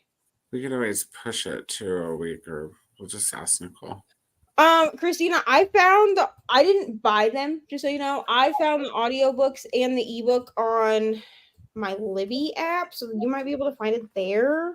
I found the audiobook. The Libby app said that there was a wait for like the ebook, so I'll probably just start it on audio. So you just let me know when you find them. But yes, we have till next Thursday. I'm not going to start before next Thursday. My TV automatically switched over to Neva's. Wonderful. That's the teleporting. Yes. Okay. Let me actually get a timer because we're gonna need that. Focus. That's so fun to say, honestly. Focus. Loving yourself is I healing wish I the had world. cookies, Neva. What? I said I wish I had cookies. I'm sorry. If you were closer, I would give you some of the ones that Ari brought home from school. I'm gonna go eat. I have an Arby's sandwich in the fridge. I'm honestly gonna probably go see if there's any food in the fridge because I'm hungry. Yeah, the same. And I already ate that. I'm hungry again. I have $0 because I had to go buy freaking everything for Ari's birthday. So I had to buy 2 things of cupcakes. I had to buy, and then I had to buy plates. She decided that she wanted to do Afro Unicorn, which is it's a small business, but she's been put into like Target and Walmart now. And so it's like this little black unicorn. I don't know how else to describe it. It's like it's a melanated unicorn. So she's like got brown skin and she has afro hair, right? And she makes like plushies too. So, but Ari was like, this is the theme that I want, Afro unicorn, because Ari tells people that she's black, which okay. And so I bought plates. I bought this like giant like JoJo Siwa-esque bow. I mean, this thing is gigantic. Like if I can I'll show you guys what this looks like after the sprint. This thing is like the bow is like this big. And so I bought it for her because it was only like $5. So I was like, okay, I'll get her this so she can like, because she wanted a tiara, but they didn't have tiaras. So I was like, I guess we're gonna do this bow. And she's like, can I wear this for my birthday? Okay, sure. Yeah, Christina, we're starting it next Thursday, but it's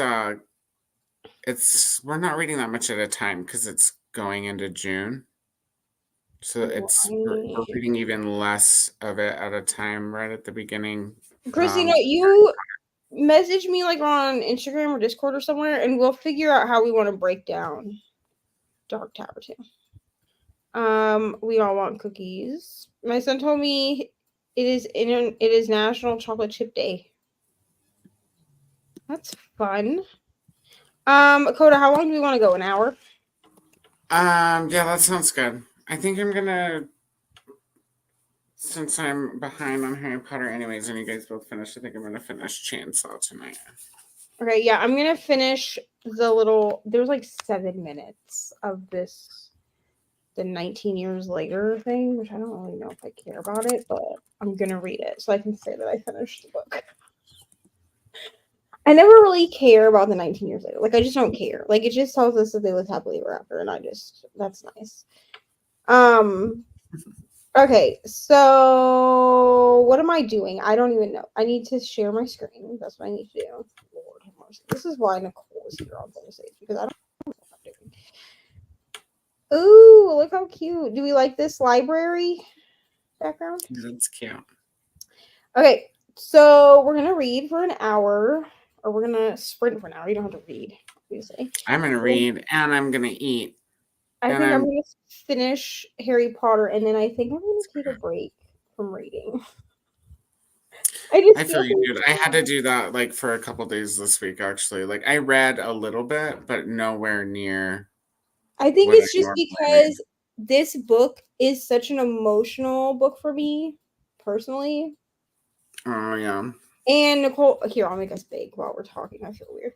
And Nicole and I were talking about this, and this, I just realized something. This is like, I realized it while we were sitting here, like reading this, and I'm like boo hooing, and I had like told myself, like, it probably won't hit me as hard. However, I'm in the house where my mother, uh, passed away or whatever. And I actually haven't read the Harry Potter books in this house since she died. And her room is over there. Over there.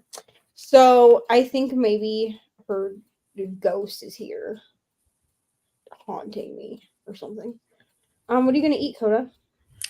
I have Mom and I stopped by Arby's on the way home from graduation, and I got the chicken bacon ranch smothered fries, and I ate those already.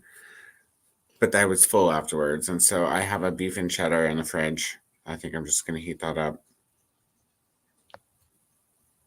Yeah, sounds good now that I'm hungry again. Christina said I read about 4 hours all week. Prom and that whole trip took a lot out of me. Yeah. I've only really been reading like at work, and then I just read like for like small snippets, because I'm at work, so like I can't read the whole time. And yeah. I was like falling asleep trying to read earlier this week, and it's like since the end of last week, I guess. So it was kind of my weird week of reading was over the weekend. Like, but yeah, it's busyness, and I was kind of falling asleep until I picked this up. Yeah, I know I'm not wasn't gonna get reading my. that much, but I've read a lot of this in the past couple of days because I was trying. I have to try to get my reading in today and tomorrow because I know I'm not gonna get to read very much on Saturday because like 1 to 4 is the actual party, but like I have shit to do before it, and I'll have stuff to do after it. You know what I mean? I've got a kid's birthday party to do on Saturday, or go to. I mean, on Saturday too. So, fantastic. I don't know if I'm ever hosting another birthday party ever in life. I don't have to host. I'm just This freaking parent, bro, asked me fun, if she could it basically said she was just gonna drop her kid off at a public park. Ma'am. Again, like if this was in my backyard, I would be like, yeah, that's cool. Like, you know what I mean? But at a public park, dude, no, I'm gonna need a parent to be present. Thank you so much. Okay, so that's the end of the comments now, officially again. So we're really on a roll with getting into the end of the comments today. So we've literally gotten to the end of the comments every chatty bit. I don't know what's happening, but that's what's happening. So we will see everybody in 1 hour.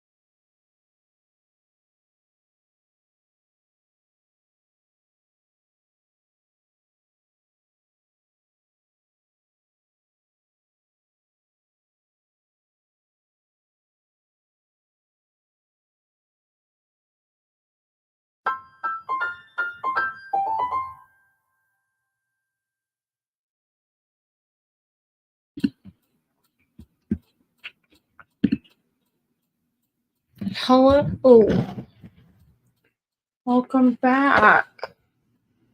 How did we do? I don't know where Coda is, so just wait for him. He'll come back eventually. I finished Harry Potter and then decided to watch YouTube because I just don't really feel like reading anymore. I'm feeling a little bit depressed with all the death and destruction. You know what I mean? Okay, I don't know where Coda is. So we're gonna start reading comments because I don't know where Coda went. Carly joined, submitted her essay, pulled an all-nighter to write to head to bed at 3 p.m. Well, good night. Hello to Carly. Must go to bed. Good night. Got a page 29. I'm enjoying the book. Thanks so much for the sprint. You're welcome. Riley, we said Nicole, it was Nicole's last sprint, but since Coda came to hang out, I decided to stick around. I don't know where the heck Coda went, but originally it was going to be the last sprint because Coda wasn't here and I didn't want to sprint by myself. So, finished my book, Magic for Liars, 4 stars, heading off to bed. Thanks for the sprints. You're welcome. Good night. Almost missed the chatty bit. We were watching more of the movie. I have about 30 minutes left. Oh, wonderful. And good night to Anna. Sleep sweet. Where is Coda? Coda! I was trying to see if I could see him on the couch, but I don't think he's sleeping on the couch.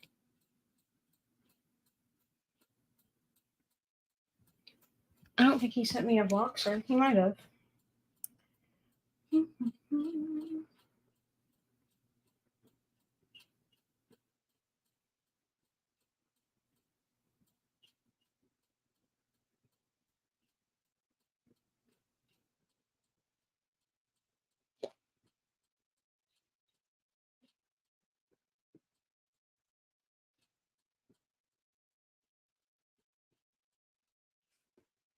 I did a Toby Keith tribute for ACM, Jason Aldean saying should have been a cowboy. And I know that inherently both people, Jason Aldean and Toby Keith, are terrible people, but it did actually make me really sad when Toby Keith died. But that's mostly because like I grew up with his music, you know? I'm exhausted, but don't know if I can sleep. I'm really passed away tonight and I'm afraid of my dreams. I'm so sorry, Thomas. That's the club no one wants to be a part of. I'm so sorry. Do you think Magnolia Parks books promoted toxic relationships? Will you be auditioning for any shows this year? Do I think they promoted? No, not really. Not any more than any. I don't think it promotes toxic relationships, in my opinion, any more than any other romance book that writes toxic relationships. And I don't know. So last year, for those that don't know, I auditioned a couple times for The Voice. I didn't make it clearly, but like I auditioned a few times for The Voice. I might audition this year. We'll see. I don't know. I haven't decided. And I haven't seen anything about The Voice. My best friend always sends me stuff about The Voice whenever there's something because she really wants me to make it on there. So, yes, so sorry to Thomas. So sorry.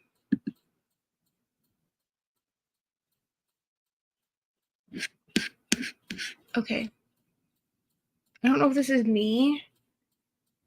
Can y'all still see me? Coda started spinning.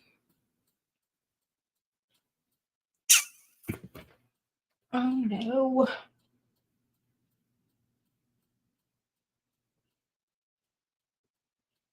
Let me go look. Ooh, I'm so scared.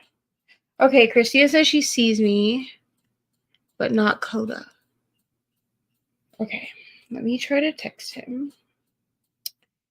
I might just throw us into another sprint.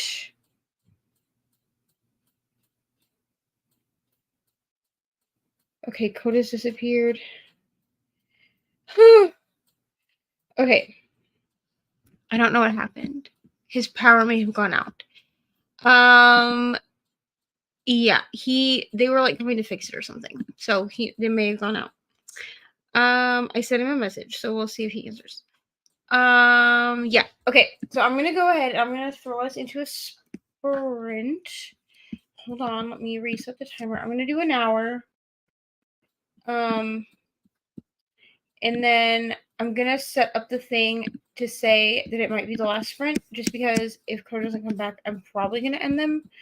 If I'm gonna be honest, just because I do have stuff I have to do tomorrow to get ready for Ari's party on Saturday. So there's that. No, Shannon. Nebo would never do a live stream at night in the cornfield. Absolutely not. Yes. Good dreams for Thomas. Okay, so I'm gonna go ahead and put us into a sprint. Okay, so we'll just do this. Ooh, no. Ooh, no. We'll just do this one.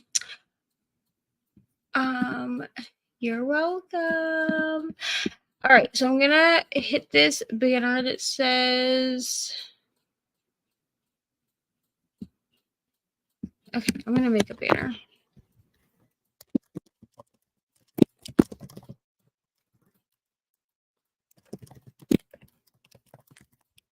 Okay, if Coda doesn't come back, then it's gonna be the last sprint. If he comes back, it won't be. Yes, I used to do live theater when I was in high school. I actually do like live theater. But I would have to find somewhere here where they're holding like auditions for adults. So, yeah. All right, so we're gonna sprint for an hour and then we'll come back and we'll decide. I'm gonna actually turn this onto a ticker. I want this to be a ticker, not there we go. Save. Okay, so we're gonna do that, and I'll see y'all in an hour, and we'll decide if we're sprinting again.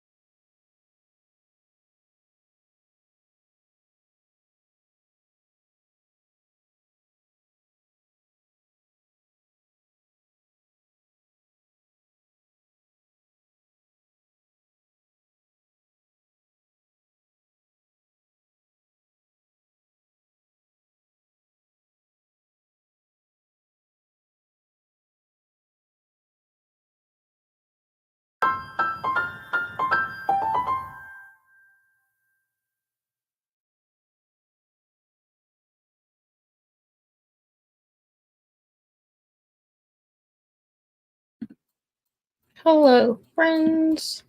All right, that is our last sprint. How did we do? Where is my hair? How did we do? I did not read. I watched a YouTube video and diamond painted. So I did. So let me know how you did in the comments. I'll give it a few minutes and then I'm going to end the sprints out. I actually think I'm going to take a nap before I have to be up with Ari.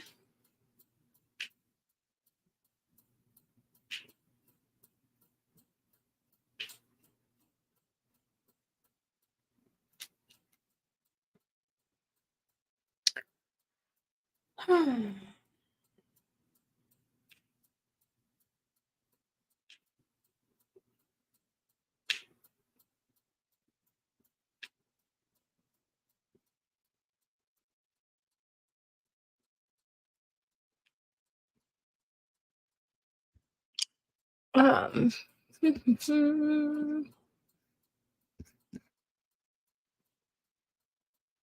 Okay, so I think I'm going to go ahead and end Sprinty Sprints here for the night. Thank you so much for hanging out. Nicole will be back for sprints on Sunday/Monday, depending on where you are. I will not have sprints on Saturday because the time that I usually sprint, we will be having Ari's birthday party. And I don't know that I'll have the energy after her birthday party to get on sprints. Like, her birthday party ends at 4, but I just don't know that I'll have like the actual energy to want to host sprints. So I'm just not going to do them. There will be a vlog up on my channel on Monday, week 3 for KU/Kindle MAYhem. And then I'll be back with Nicole and Coda on Thursday. We will discuss Harry Potter, and then I think they're starting their Green River read. So if you're doing that, you can do that. I will be reading Dark Tower starting on Thursday. So that's super fun. And yeah, that's really all that I have. Thank you so much for hanging out with me. I appreciate you all. And I will see y'all in the next one. Goodbye.